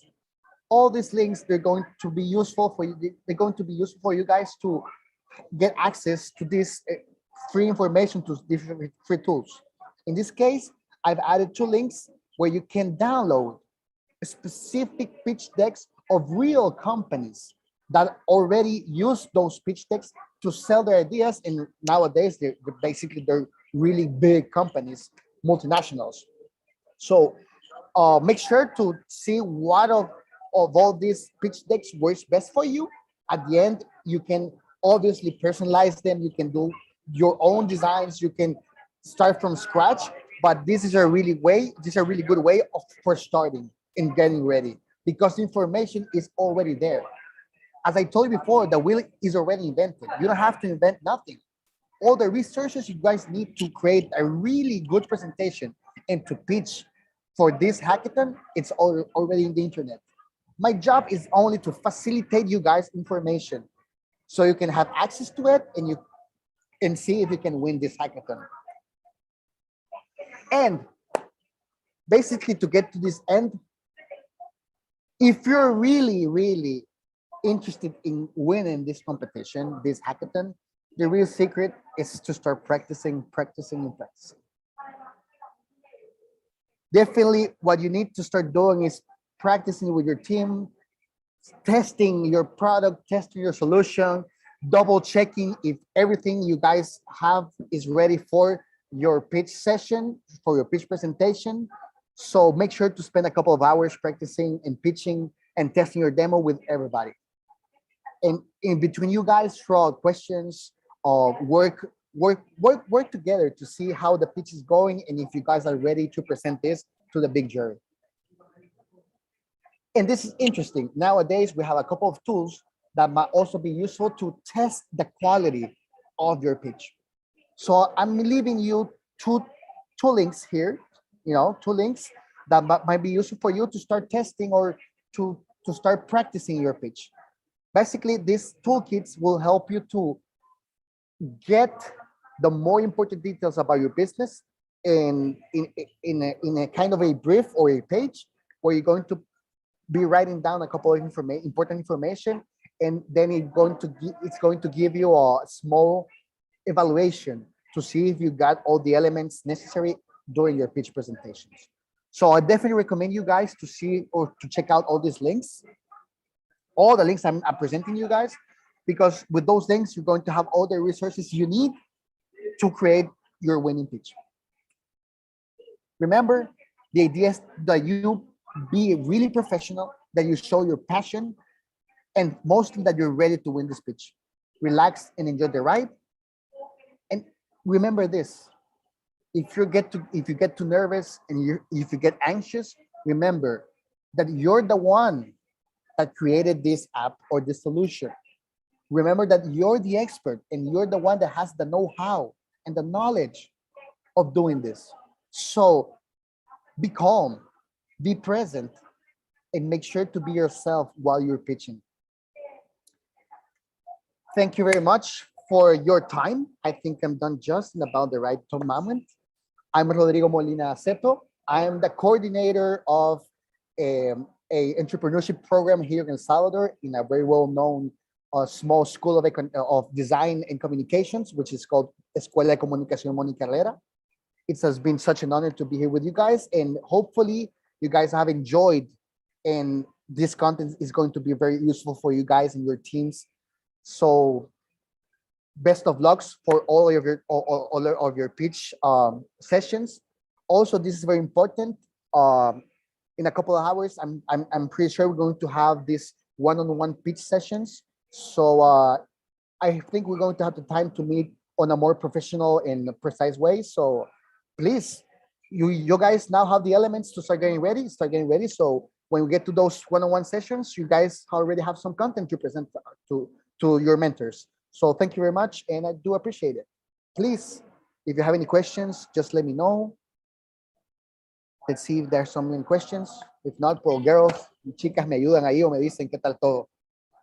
Thank you so much, Rodrigo. This has been such an insightful session. We already, I was taking notes. It was really rich conversation, and we are really happy to have you here. As Rodrigo just mentioned, he already gave us many tools that we will be using in the breakout rooms that we will be having right now. So thank you, and we will be sharing the links through the chat, so that way you can work with your teams. Just a quick reminder, please rename yourselves with the name of your team at the beginning, and underscore and your name, so we can know how to put you in the breakout rooms. Also, if you have any other questions for Rodrigo, you can write them on the chat. We will be working on your pitches on the breakout rooms. And tomorrow we will have a better like one-on-one with Rodrigo, where you will have the opportunity to have his comments on the breakout rooms a little bit more personalized. So we invite you to stay to work on all the tools that Rodrigo just gave us. And that way tomorrow you will be prepared and to arrive with specific questions, with specific things that you can ask to Rodrigo, or the feedback that Rodrigo will be giving you in your own breakout rooms. So yeah, please stay for the next activity, and remember to rename yourselves.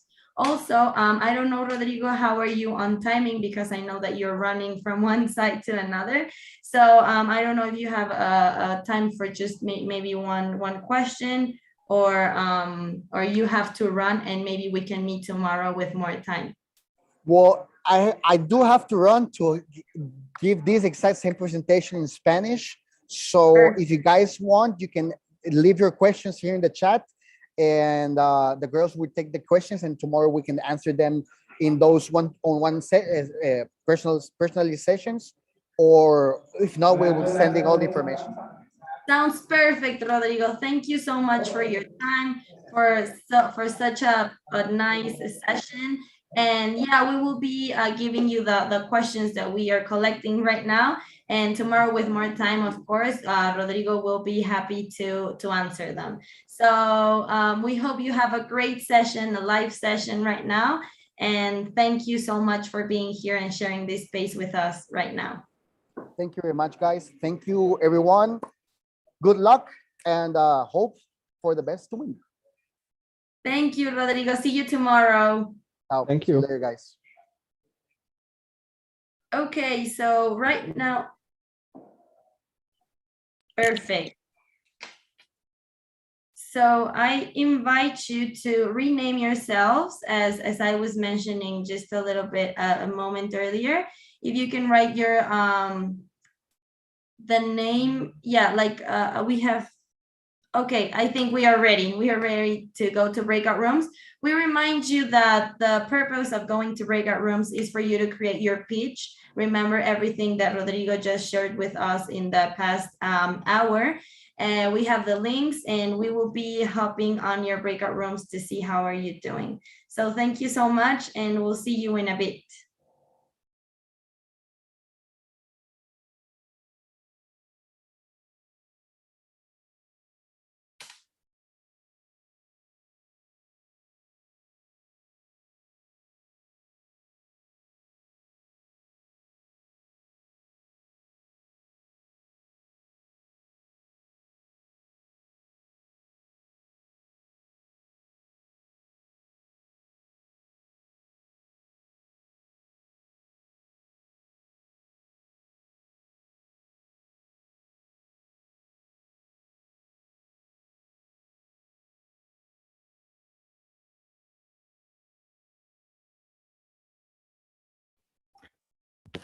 Jose, can you hear me?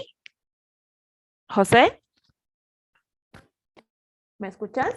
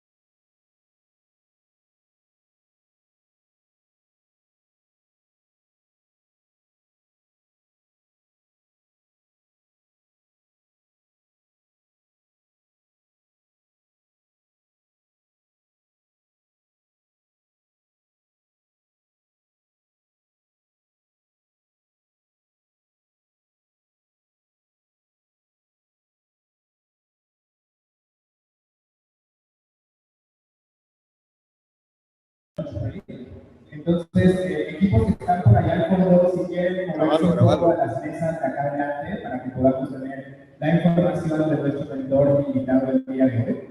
Entonces, equipos, antes de comenzar la sesión de pitching, les voy a pedir de nuevo que se levanten todos de sus asientos. Vamos a levantarnos de los asientos para asegurar que vamos a poner atención a Rodrigo, que nos va a acompañar ahora para los consejos de pitch. Entonces, nos levantamos todos de los asientos.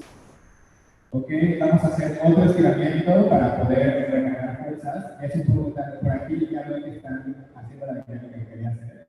Que justamente son las 2 de la tarde casi, no apenas son las 12.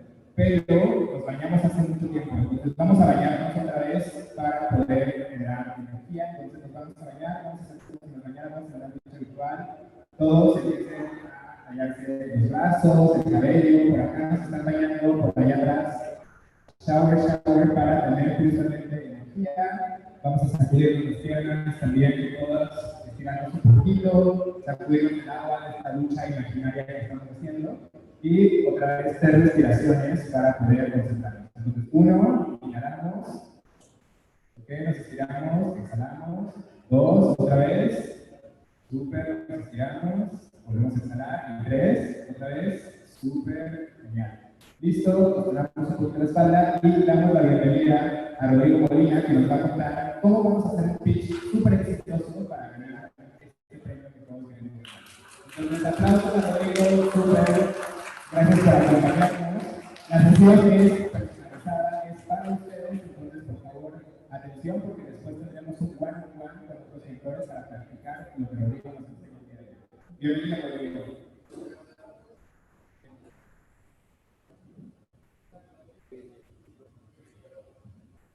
Buenas tardes, ya a todos. Qué hermoso estar con ustedes esta mañana en este evento súper especial. Quizás, al igual que nuestros compañeros, vamos a tratar de aplicar la sesión rompiendo el hielo. Y lo que les voy a pedir a cada uno de ustedes que están aquí es que a la cuenta de 3 aplaudan conmigo. Así que 3, 2, 1, aplausos, eso, vamos. Aplausos.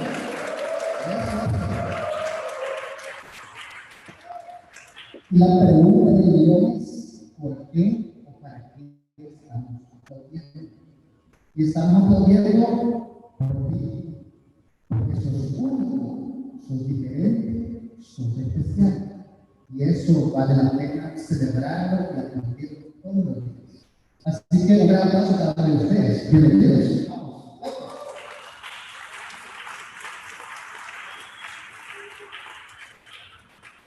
Estamos aquí realmente celebrando conocimiento, celebrando tecnología, celebrando lo desconocido, porque creo que nadie sabe si estamos caminando o si nos vamos. Pero la idea de esta tarde y la idea que yo estoy aquí es para tratar de apoyarles a ustedes, a que sepan, o mejoren o profundicen en cómo vender su idea, su solución, su proyecto. ¿Qué es lo que vamos a ver esta mañana?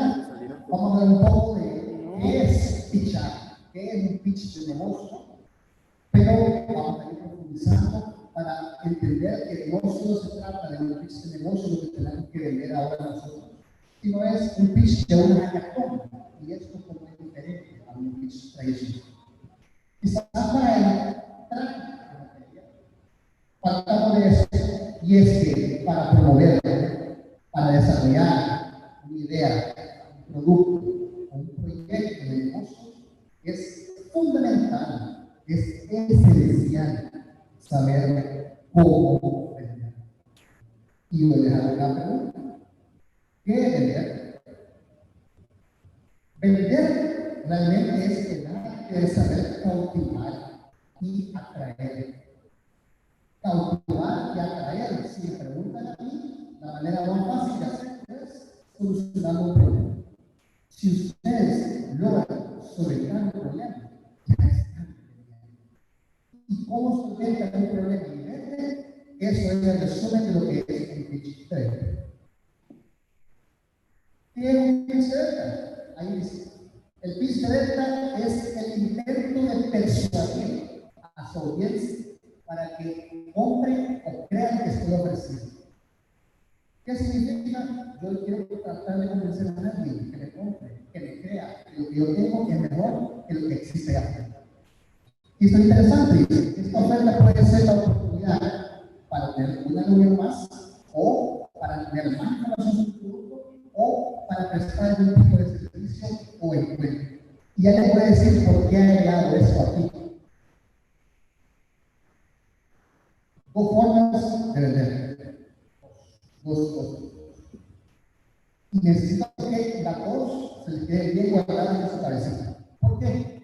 Porque las cosas son necesarias y las cosas son útiles.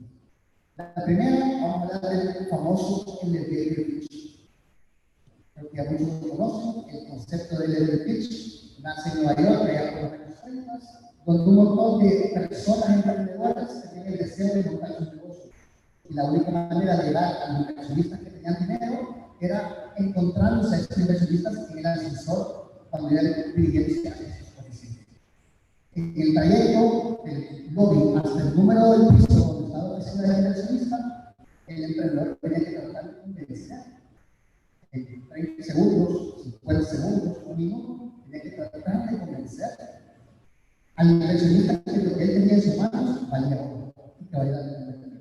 Y así nace este concepto de empezar a vender a inversionistas de una manera rápida, expresa. Y para eso es este discurso corto o el elevator pitch, que te va a servir para relaciones públicas, para networking, para empezar a captar la atención de tu público, para participar en ferias, en concursos, como lo estamos haciendo ahorita en este año. Pero por otro lado, tenemos un discurso un poco más largo. ¿Y qué pasa de ese discurso? Sino más bien es una presentación de negocios, algo mucho más formal. Y que es la presentación con la que vas a llegar a sentarte a una oficina o que se vas a presentar a los hombres de corbatas, de corbatas, o a aquella persona que tenga interés en plantearte más detalles de tu negocio o de tu experiencia. ¿Y por qué hablo de dos tipos de formato para vender? Y es que hay un proceso que tenemos que entender. Y este proceso, ojo, que les quede claro a cada uno de ustedes, es un proceso universal que les va a servir para todos los días y momentos de su vida. Esto no es solo para una hackathon o un concurso, esto es algo que todo. Y todo empieza en una simple reunión, o encuentro, o cena, o caminata en el parque, donde yo me tomo a alguien conocido o me encuentro una persona de interés. ¿Yo qué hago? Le voy a pichar de una manera informal, le voy a explicar rápidamente quién soy, qué hago. Y al contarle yo quién soy, Hello qué hago, everyone. We're listening the same presentation that Rodrigo just shared with us. Just that we're listening in Spanish. So in case you want to stay with us and listen to the presentation.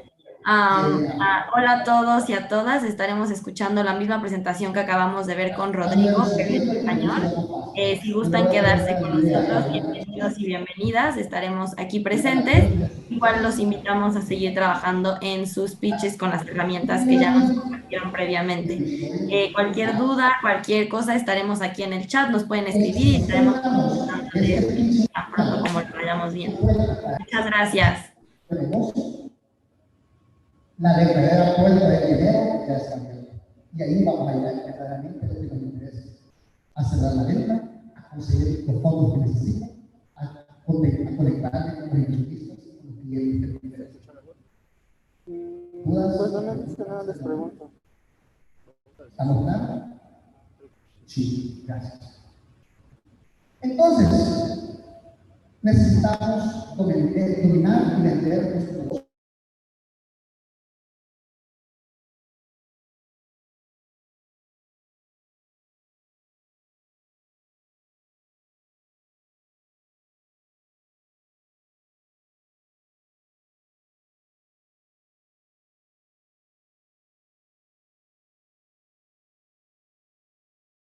Esas puertas las dominamos.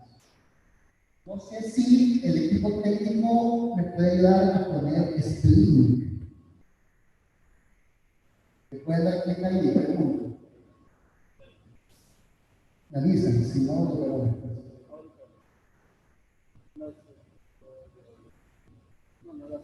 ¿No lo acepta? Bueno, dejaremos los videitos para después. No hay problema, no pasa nada. Básicamente, le resumo un poco el videito. Era el tipo que en un par de minutos decía un poco en qué consiste un pitch de venta.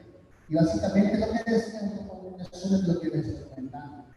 El pitch de venta tiene que ser utilizado como este recurso para abrir puertas, para que luego, una vez abiertas estas puertas, tú puedas sentarte con más tiempo, con más dedicación, a una presentación mucho más importante, mucho más seria. Pero entiendan que el elevator pitch, parte de lo que vamos a ver ahora, es el primer paso para que ustedes puedan cerrar su oportunidad. Ya hablamos un poco de qué es el elevator pitch o el pitch de venta, pero estamos ahorita nosotros con la caja. Entonces la pregunta es, ¿cuál es la diferencia entre un pitch de venta tradicional, los famosos pitch de idea de negocio, o el pitch de una hackathon? Y van a ver la diferencia bien clara y específica, pero son muy parecidos la forma correcta. ¿Qué es un hackathon pitch? Básicamente, señores y señoras, otra vez acordábamos, el hackathon pitch es una combinación de semanas de trabajo y aprendizaje. ¿Cuánto tiempo llevan programando trabajando en ese hackathon? 2 días, 3 días, un mes, semanas, no lo sé, pero lo que les puedo decir que ahorita estamos ya en los últimos pasos para cerrar este proceso, para cerrar esta etapa. Y para eso este hackathon pitch, porque esta es la única oportunidad que tienen ustedes para verdaderamente poder abrir sus ideas, sus soluciones o sus aplicaciones. Y aquí se lo van a presentar al grupo de mercado. Y quizá yo voy a preguntar para qué quieren presentar sus grandes volados. ¿Quién quiere dinero? Sí, nadie quiere dinero, todos queremos dinero. Aquí hay premios, estamos compitiendo por premios. Aquí estamos compitiendo por ver quién es el mejor de alguna manera, quién tiene la mejor solución, quién es el más crack en tecnología, quién es el que más sabe de grupo, quién es el que más sabe de blockchain. Entonces, ¿ustedes qué quieren? ¿Quieren ganar o quieren ganar? Si quieren ganar, precisamente el lugar correcto en el momento de ganar. Entonces, hoy, más que nunca, ustedes tienen que entender que este hackathon pitch no solo se trata de atrapar, de verdad, como dice, sino como dice abajo, este momento para que ustedes muestren el momento. Y no tienen que necesariamente mostrar un super producto, algo super mercado, no. Estamos hablando de mostrar un prototipo. Y vamos a hablar de un prototipo. Ahora bien, ¿por qué es importante el pitch? ¿Para qué sirve? Y eso es un poco de cultura general para que vean que no debería tener menos o debería darle una importancia suficiente a fichar en realidad de ellos o a aprender a manejar. Y es que fichar, básicamente lo que te va a permitir aquí es entender, profundizar y a perfeccionar todo lo que hay que saber sobre tu producto, sobre tu solución. Al tú absorber el conocimiento de lo que estás tratando de vender, vas a poder demostrarle a tu audiencia, vas a poder validar con tu audiencia que lo que has hecho tiene valor, tiene peso. De igual manera, veamos el pitch como una gran oportunidad para desarrollar habilidades que tenemos. Desarrollar un pitch de negocio implica organizar ideas, utilizar números, implica coordinarse, trabajar en equipo, implica hablar en público. Entonces, hay todo un set de skills que te va a permitir fichar, que fichar te va a permitir desarrollar. Y no solo fichar, sino también adquirir nuevos conocimientos. Y lo vuelvo a conectar con la parte del producto. No solo vas a conseguir conocimientos que te van a permitir ser un mejor profesional y experto, sino que vas a profundizar y vas a manejar mejor lo que tú estás haciendo, lo que tú estás ofreciendo de ti. Y las dos últimas, veamos el pitch como esta oportunidad para ganar premios y financiar, en un poco lo que muchos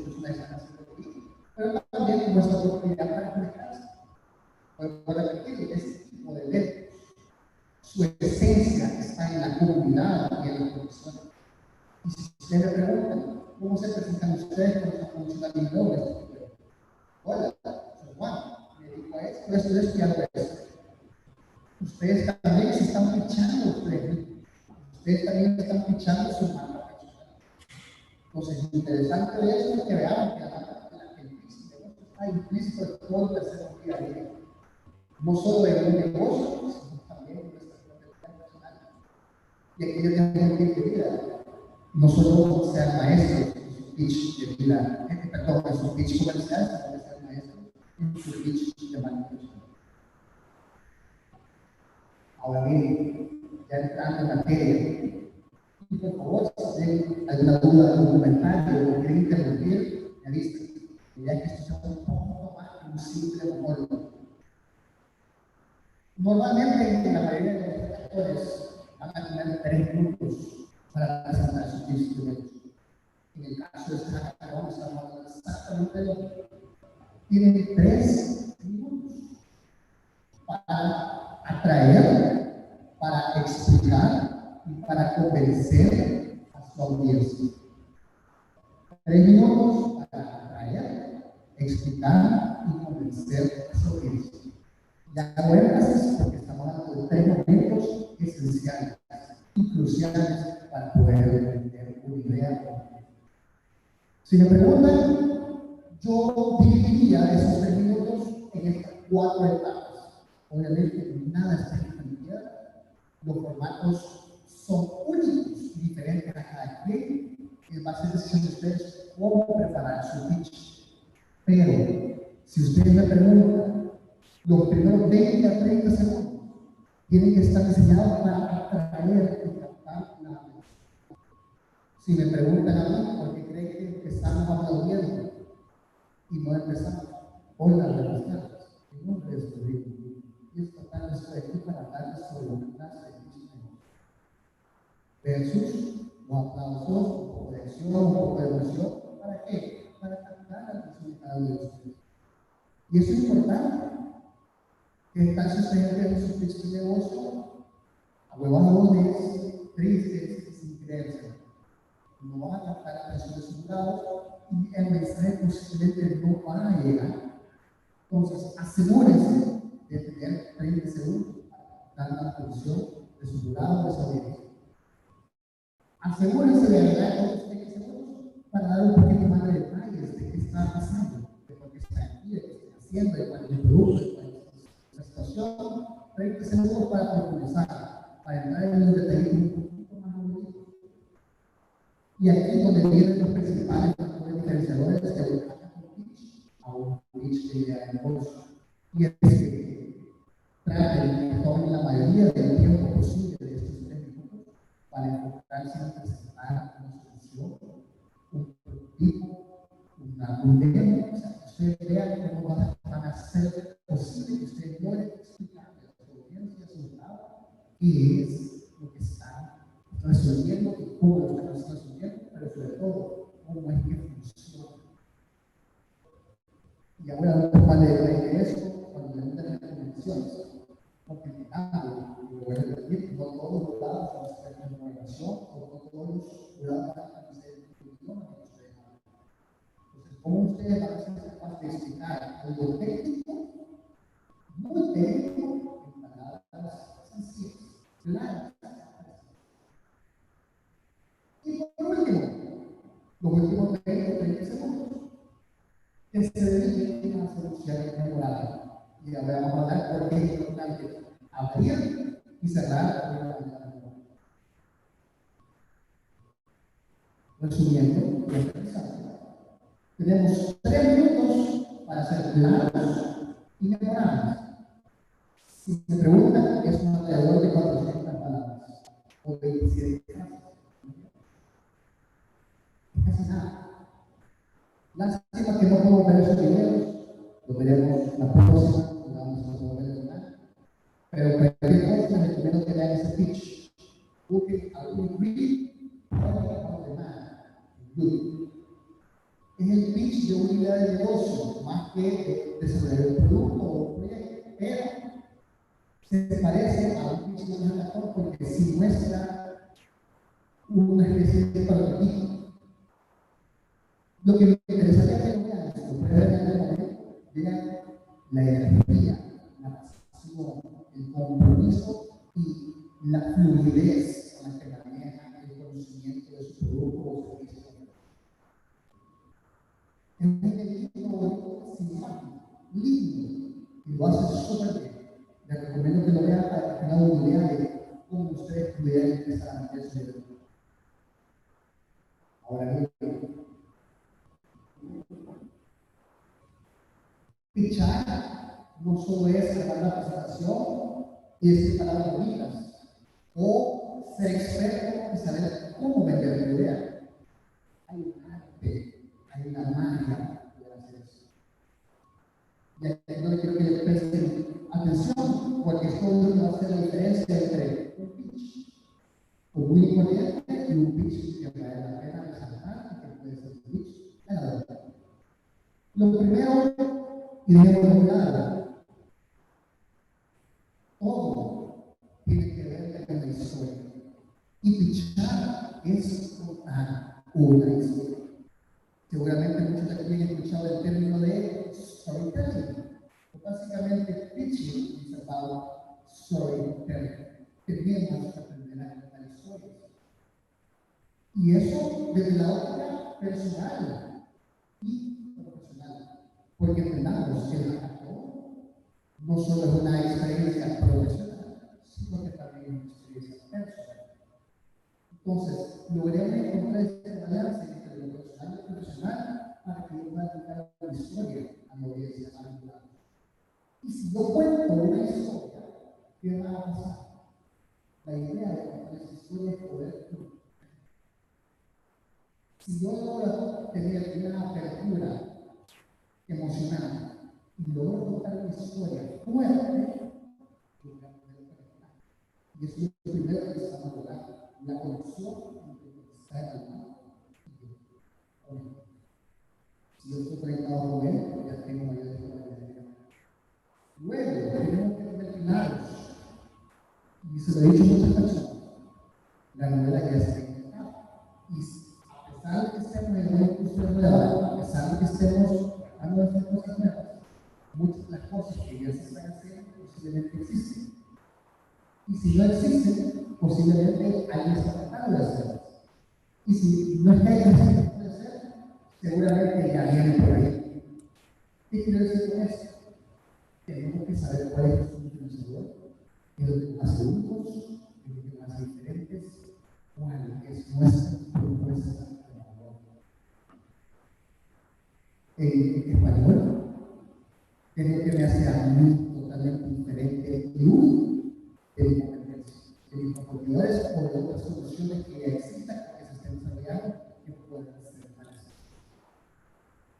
Y cuando hablamos de propuesta de valor, ¿de qué estamos hablando? De una oportunidad de negocio. Muchas veces el jurado, más allá de ser un jurado técnico, el jurado que está pensando en una oportunidad de negocio. El jurado lo que quiere ver es dónde está el dinero. Y el dinero generalmente está en una empresa, en una compañía, en un producto, en una solución que tenga una propuesta única. Así que tratemos de extraer de nosotros cuál es la propuesta de valor de nuestra solución. Tercero, por eso quería que veamos el videito de este pitch. La motivación y actitud van a ser esenciales para este proceso. ¿Y por qué motivación y actitud? Pues voy a repetir, ¿cuál es la diferencia que hay que, hola, buenas, sí, que le venimos a presentar nuestro proyecto y gusto, gracias, Dios? Versus la persona que le pone ganas, que le pone amor, que está apasionada, que gana que se está adelante, que tiene ganas de ganar. Hola, soy Rodrigo y soy el mejor pitcher que mañana van a conocer.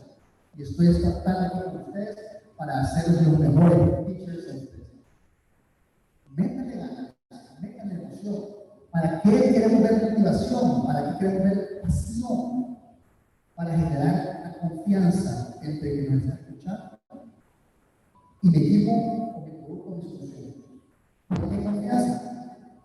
¿Cuántas ideas se quedan en el tintero? Infinitas millones. Lo que el jurado también está viendo es este equipo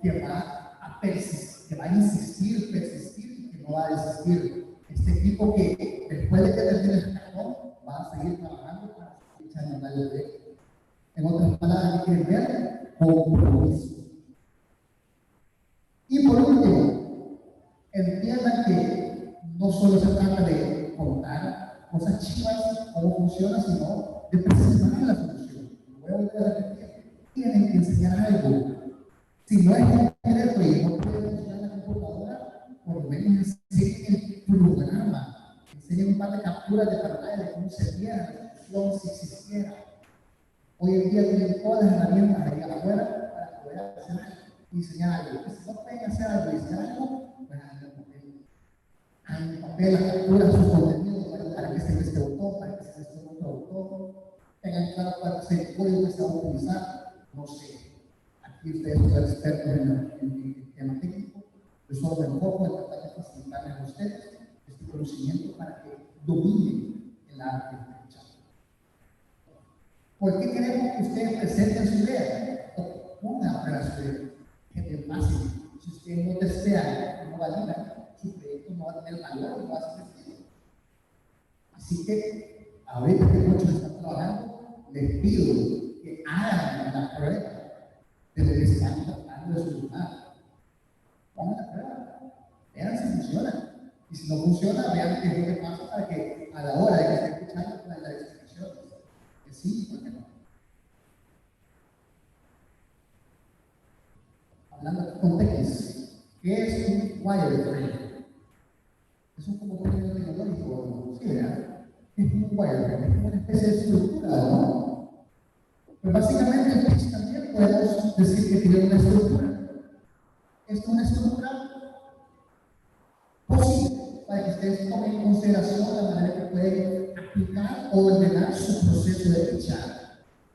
Que se conecta un poco con lo que estamos viendo al principio. Al yo introducir la charla, estábamos hablando de la importancia del primer partido para servir sus 3 minutos.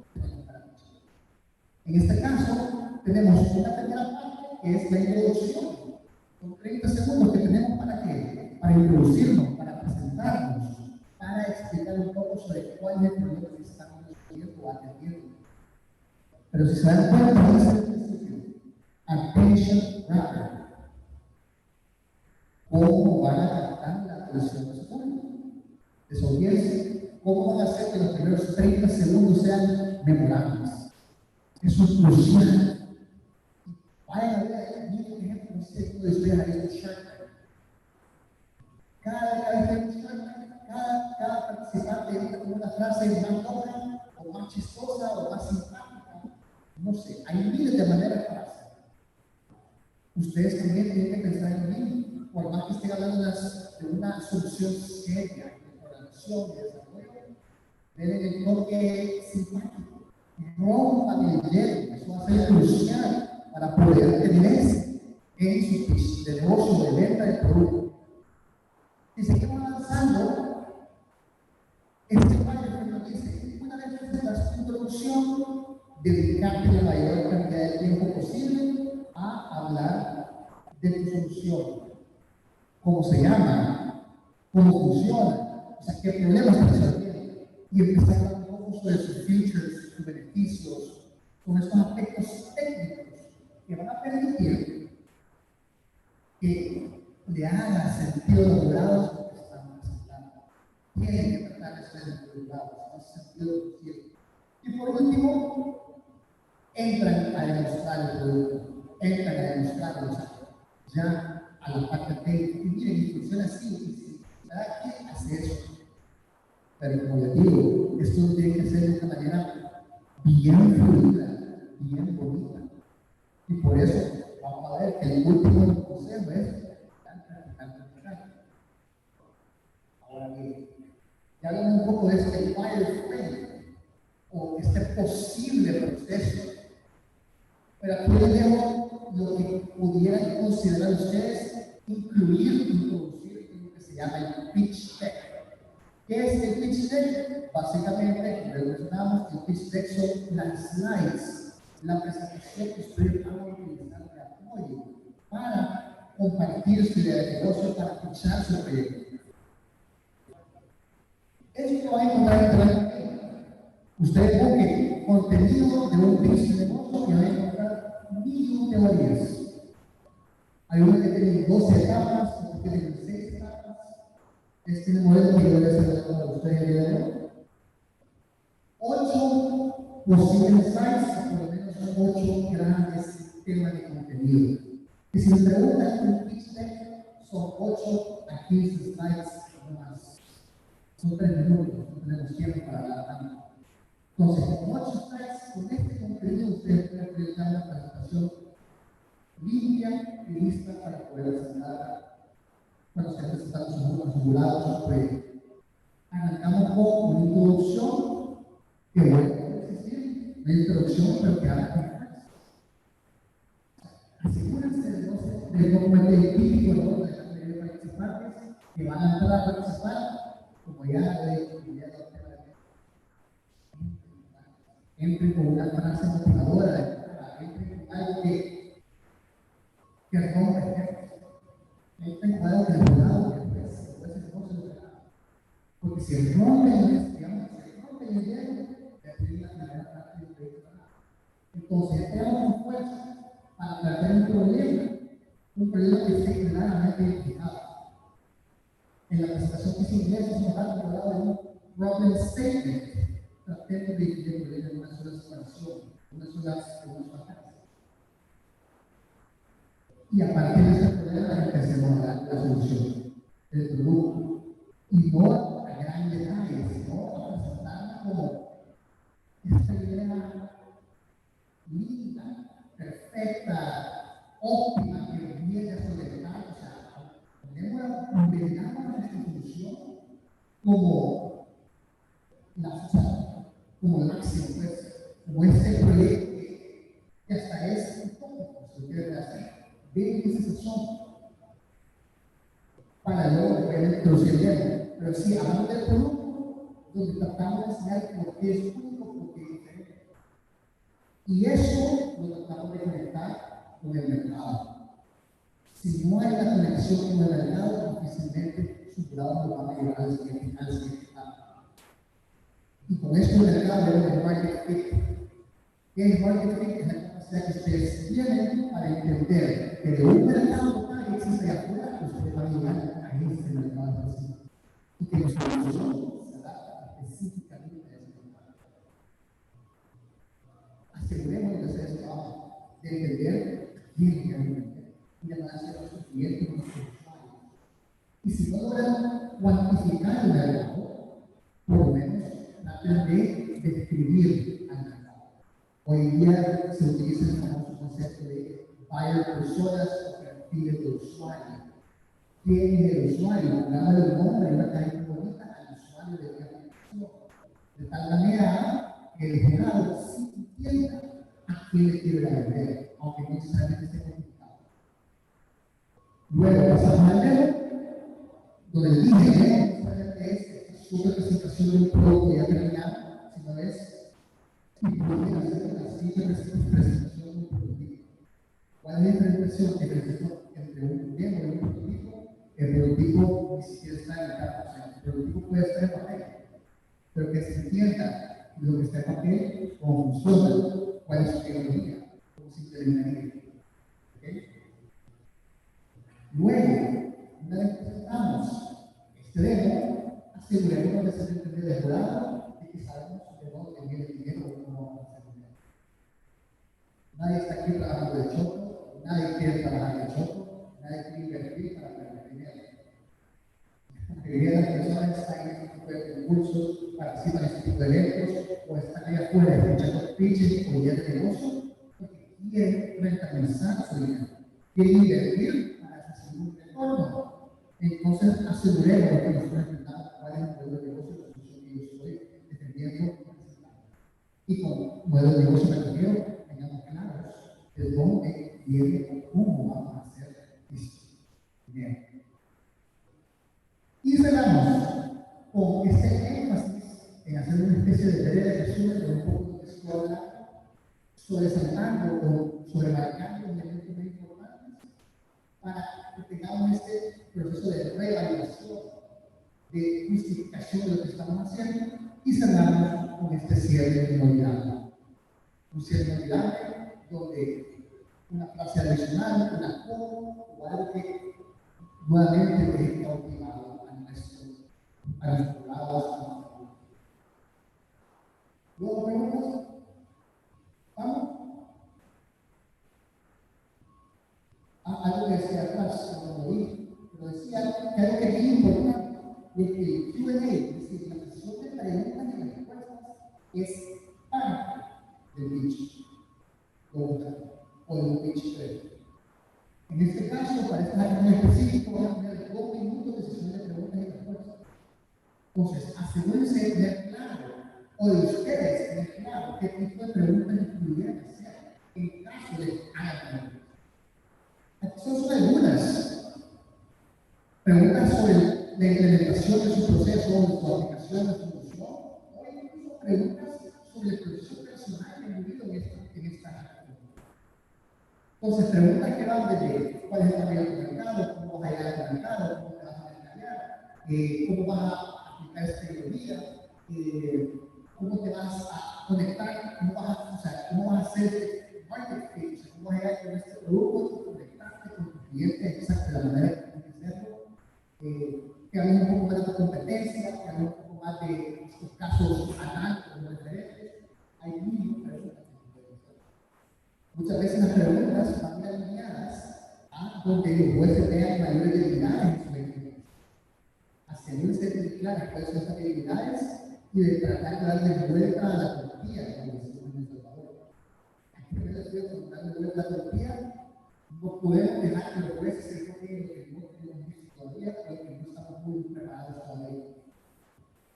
Tenemos que asegurarnos que los jueces vean que nosotros somos capaces, somos expertos en lo que estamos platicando o diciendo. Entonces, aseguremos que si va a hacer una pregunta un poco difícil, que le demos vuelta y sigamos hablando de lo que sí sabemos. Y no tengamos mucho tiempo en lo que es lo que nos puede quedar. ¿Cuántas preguntas? Y si me preguntan, al final todo está, puede ser alineado y este discurso que se da, al final se puede ir bien claro. El orden del negocio va a ser el orden del grupo, pero entendamos que con una buena introducción, un buen demo, una buena presentación del modelo de negocio y un cierre poderoso, tenemos ya nuestro pitch. 4, 5. Y ahora, concluyendo, recomendaciones para que se empiecen a preparar para esta cuestión. Voy a volver a repetir, no se den confiado, no anden de pajeros, se vayan directo con el grano. Sean claros y simples, porque la mitad de los jueces no conocen los objetivos que decir. No hay tiempo para entrar en todos los detalles. Tiene que ir straight to the point. Y asegúrense que si lo van a hacer, que lo van a través de esta historia. La historia, este hilo conductor, va a facilitar este proceso de captar la atención y mantenerla durante su proceso de decisión. Voy a volver a repetir el tema, la realidad de lo que es sean generales. 20 segundos para dormir, 20 segundos para hacer. Las personas, los jueces, saben que lo primero y de lo último del día, porque es primero, no menos. Entonces, asegúrense de abrir como rosas y de cerrar como rosas. Eso va a ser clave y crucial. 3. Muchos de aquí se trabajan en equipos. Asegúrense de errores específicos. En 3 minutos es imposible que todos los participantes o miembros del equipo hablen. Incluso puede ser contraproducente que todos los participantes participen en el pitch. Identifiquen las cualidades, habilidades de cada uno de los miembros y asignen roles. Generalmente, una persona debe dar el pitch y el creen que debe ser la persona que da el pitch. El mejor vendedor, el mejor orador. Asegúrense de saber quién es el mejor orador y el mejor de su equipo para que él se encargue de que en 3 minutos dar la información que se tiene que dar. Y luego de esos 3 minutos, va a venir su cliente, una persona está dando esos 3 minutos, el resto del equipo está apoyando. ¿Apoyando en qué? Pues que cada ustedes pide el que se va a encargar de hacer el demo, que se va a encargar incluso de morder el pitch deck, o qué va a ser el pitch deck. Hay un montón de tareas, ustedes son grandes, son equipos, ustedes tienen la capacidad de asignar roles específicos. Pero sobre todo, asegúrense de tener a un buen vendedor o micrófono, vendiendo su proyecto.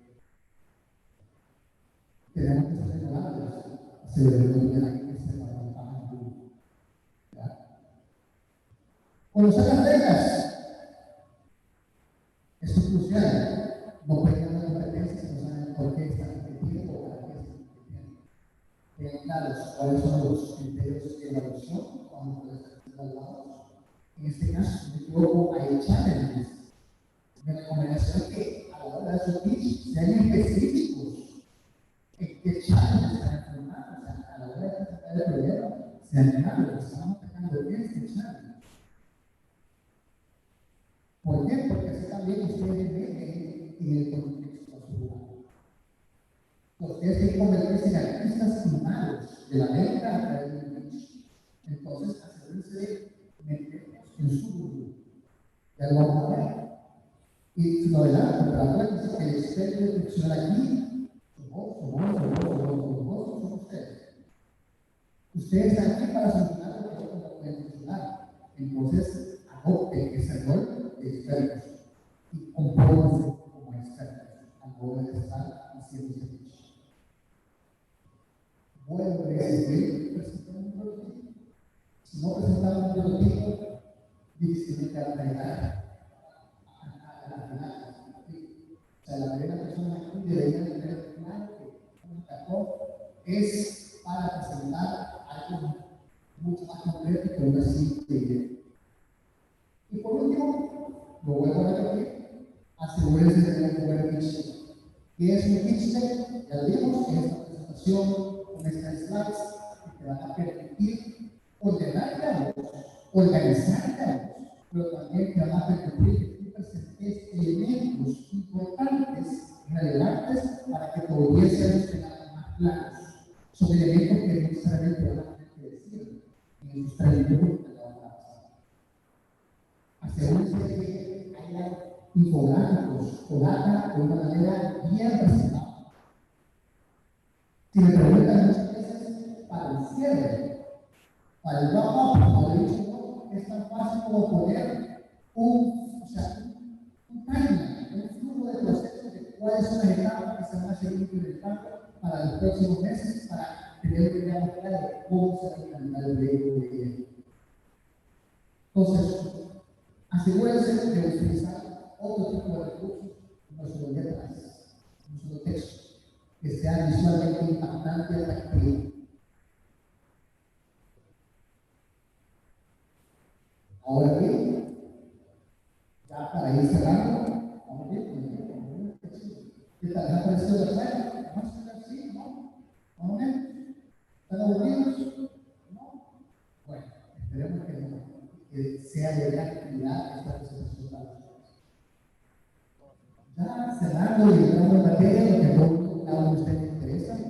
Bueno, entonces, todo este modelo que nos está diciendo, ¿para qué es? Bueno, todo esto que les estoy diciendo es para que tengan una idea de las cualidades de lo que es un pitch, un hackathon, pero ahora la idea es que ustedes necesitan prepararse, porque tengan una idea de cómo comenzar a preparar su pitch o su proyecto. Y si me preguntan a mí, creo que lo primero es organizarse aquí, en nuestra mente. Y la mejor manera para organizarse en nuestra mente, empecemos con post-its. Con un par de post-its, empecemos a tratar de armar esta línea de la historia, este storytelling.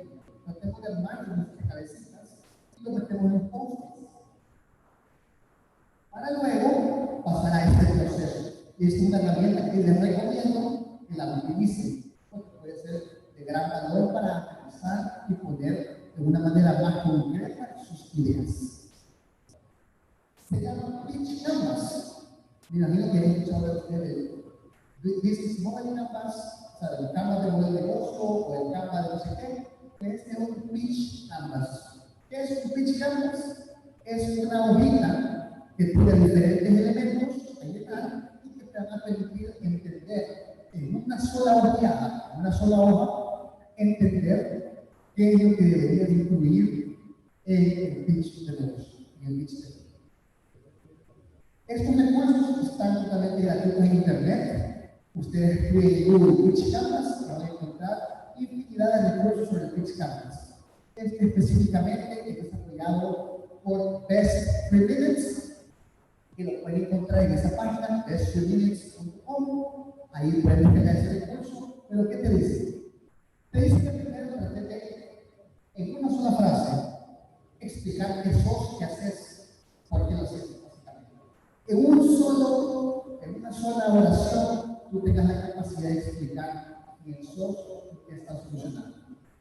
Si ustedes logran hacer eso, va a ser mucho más fácil aterrizar su proceso de venta y sobre todo va a ser mucho más fácil entrar un proyecto a este pitch, a este servicio. Y luego, una vez que tenemos claro cómo nos definimos en una sola frase, tenemos el P y entre paréntesis el game, que básicamente se refiere a cuál es el problema y cuál es la solución posible, para luego presentar el producto, nuestro producto, y hablar siempre del problema. Entendemos siempre está ahí. Teníamos que enseñarle a nuestros jueces qué es lo que estamos armando, qué es, cómo funciona, para qué va a servir, cómo va a servir. Y de una manera clara, pero sobre todo presentando por qué es único. Porque es único nuestra solución. Y luego entramos en los detalles del negocio. Y el tema de los clientes y el marketing, cómo voy a llegar a los clientes, cómo voy a hacer el dinero a través del modelo de negocio.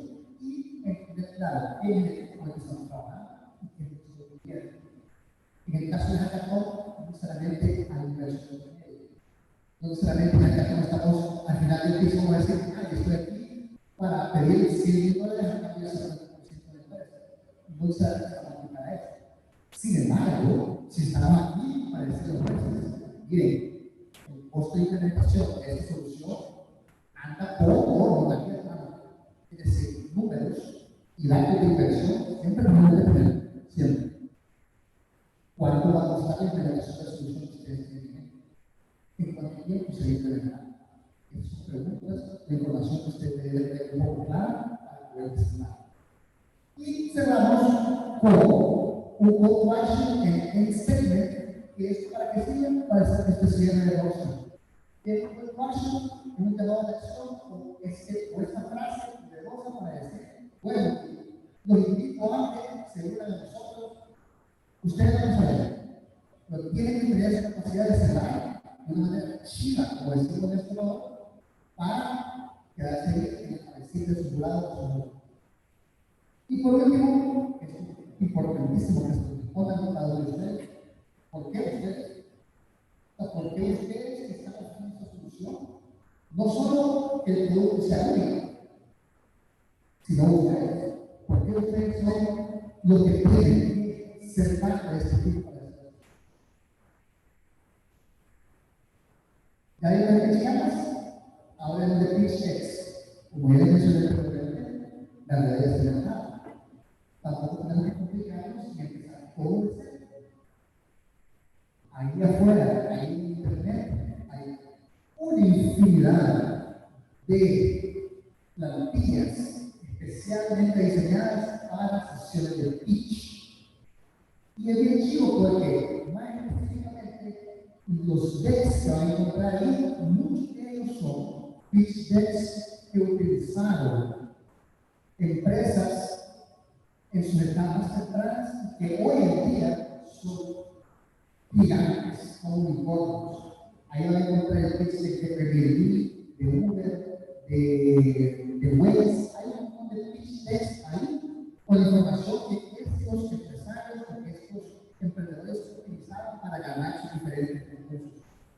Así que va a ser bien chido para ustedes que en Google puedan pitch o que utilicen esos links que yo les he dejado ahí para que puedan tener acceso a este tipo de contenidos y que sea mucho más fácil para ustedes diseñar, trabajar en estas organización bonita, limpia, de impacto.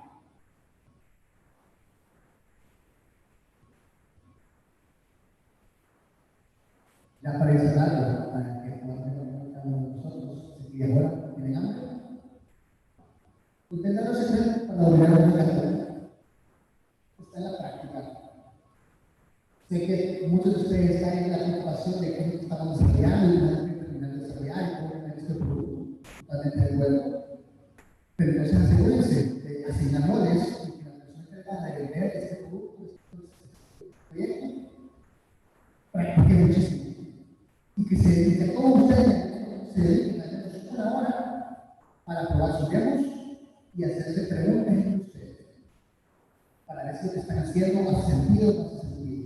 Y lo chivo es que están acá, como lo quieren muchos cada de ustedes, ha pensado en ofrecerles un servicio de asesorías uno a uno para conocer un poco sus pitches y dar esas recomendaciones para mejorarlos y cumplirlos.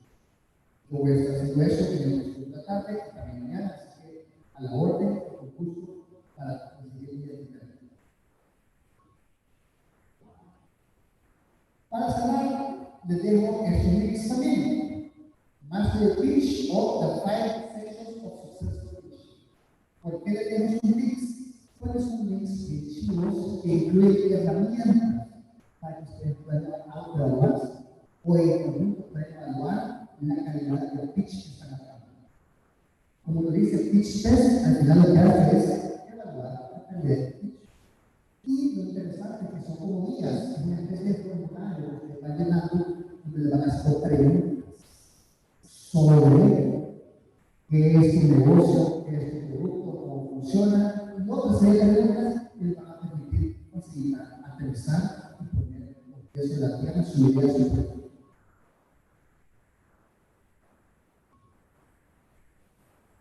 Para dejarnos cerrar, solo recuerden, sean profesionales, sean emocionales y pichen para ganar. Si no puede recordar, el experto y el profesional aquí es tú, y tú. O sea, cada uno de ustedes sabe exactamente por qué están aquí y para qué están aquí. Entonces, mi invitación para cerrar, les invito a que se la crean. Crean en su talento, crean en sus capacidades.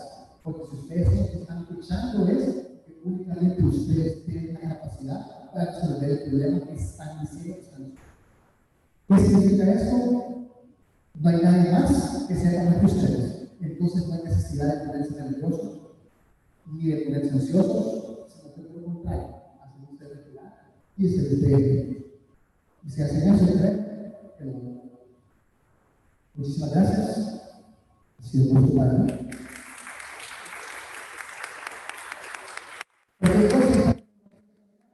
Y pues también estoy en Discord como Rodrigo.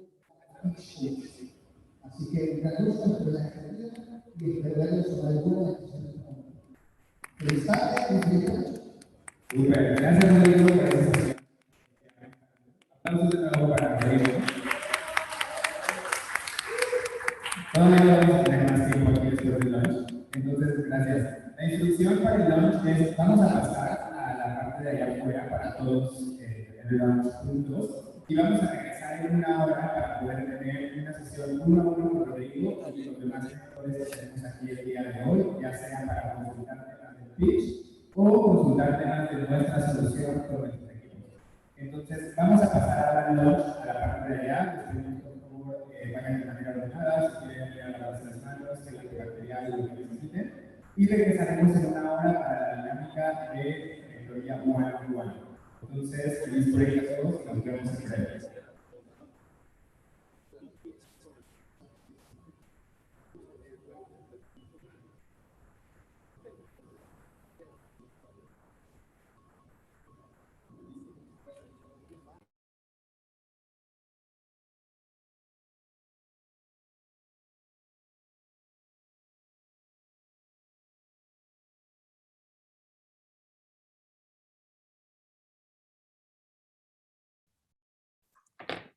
Hello, everyone. Thank you for being here all along. We don't want you to leave before saying our next steps for tomorrow. We remind you to keep working on your pitch, to keep working on all the tools that Rodrigo gave us today. And so you will arrive prepared and for the session that we will have with Rodrigo one-on-one. So please work on that. We will have the pitches tomorrow. Just as a reminder, we will be here from 10 a.m. So please be here. We will be waiting for you. We are really excited for this event. And so these are some of the next steps that we have. So we have the pitches one-on-one on the session 2 that will be held tomorrow. So you will have time to work today on your pitch with your teammates. We know that some of your teammates are on El Salvador, like on site. So you can maybe gather on Zoom or wherever you feel more comfortable. We will have a surprise on the on-site session. So in case you have your teammates already there, we remind you also to submit your code and to be active on social media using the hashtag Bitcoin Bankathon. So please stay active, stay with us, and we will be waiting for you tomorrow at 10 a.m.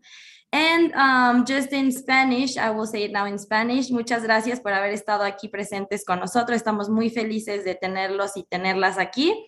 Tenemos algunas next steps para mañana. Les recordamos que sigan trabajando en su pitch con todas las herramientas que Rodrigo nos hizo el favor de compartir. Entonces tenemos las ligas. Mi compañera Yud, no sé si tengas ahí las ligas que nos fue compartiendo. Igual y nos hace el favor de compartirlas aquí por el chat. Igual las dudas, si tienen, nos las pueden escribir para mañana irlas contestando. Les recordamos que sigan puliendo su pitch para que mañana lleguen preparados con la sesión one-on-one que vamos a tener con Rodrigo. Entonces, pues como tarea se llevarán finalizar como el concepto, finalizar su pitch. Vamos a tener algunas sorpresas en el evento presencial, entonces en dado caso de que tengan a sus compañeros, compañeras ahí, pues ya se estarán enterando.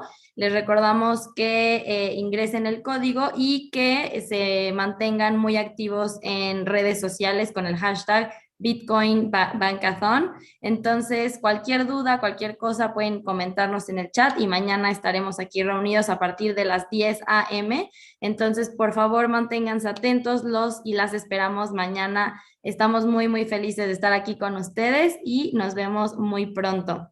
Entonces, les recordamos que ya después de esta sesión vamos a cerrar los eventos, bueno, el evento en línea, ya todo se va a llevar de manera presencial y nos vemos hasta el día de mañana. Ya igual y sus compañeros, compañeras les irán comentando cómo va la sesión en vivo, pero mientras tanto la sesión en línea, damos por finalizada la sesión en línea.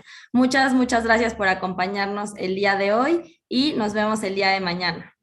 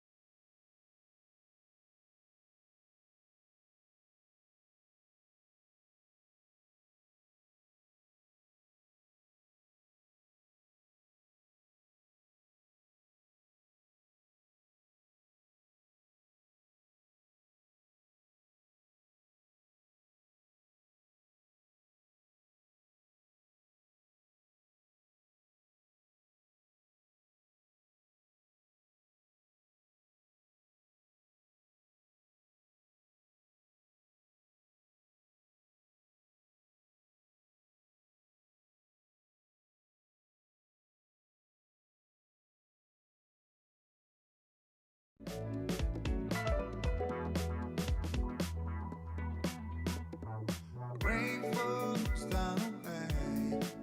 It's that time again. It's that time again. What can I do? I screwed up again. I know I haven't been there lately. You don't have to say anything at all. I know sometimes it drives you crazy, but baby, baby, you can't change me. No, no, baby, you cannot change me. No, no. I know sometimes it drives you crazy, but baby, yeah, you can change me.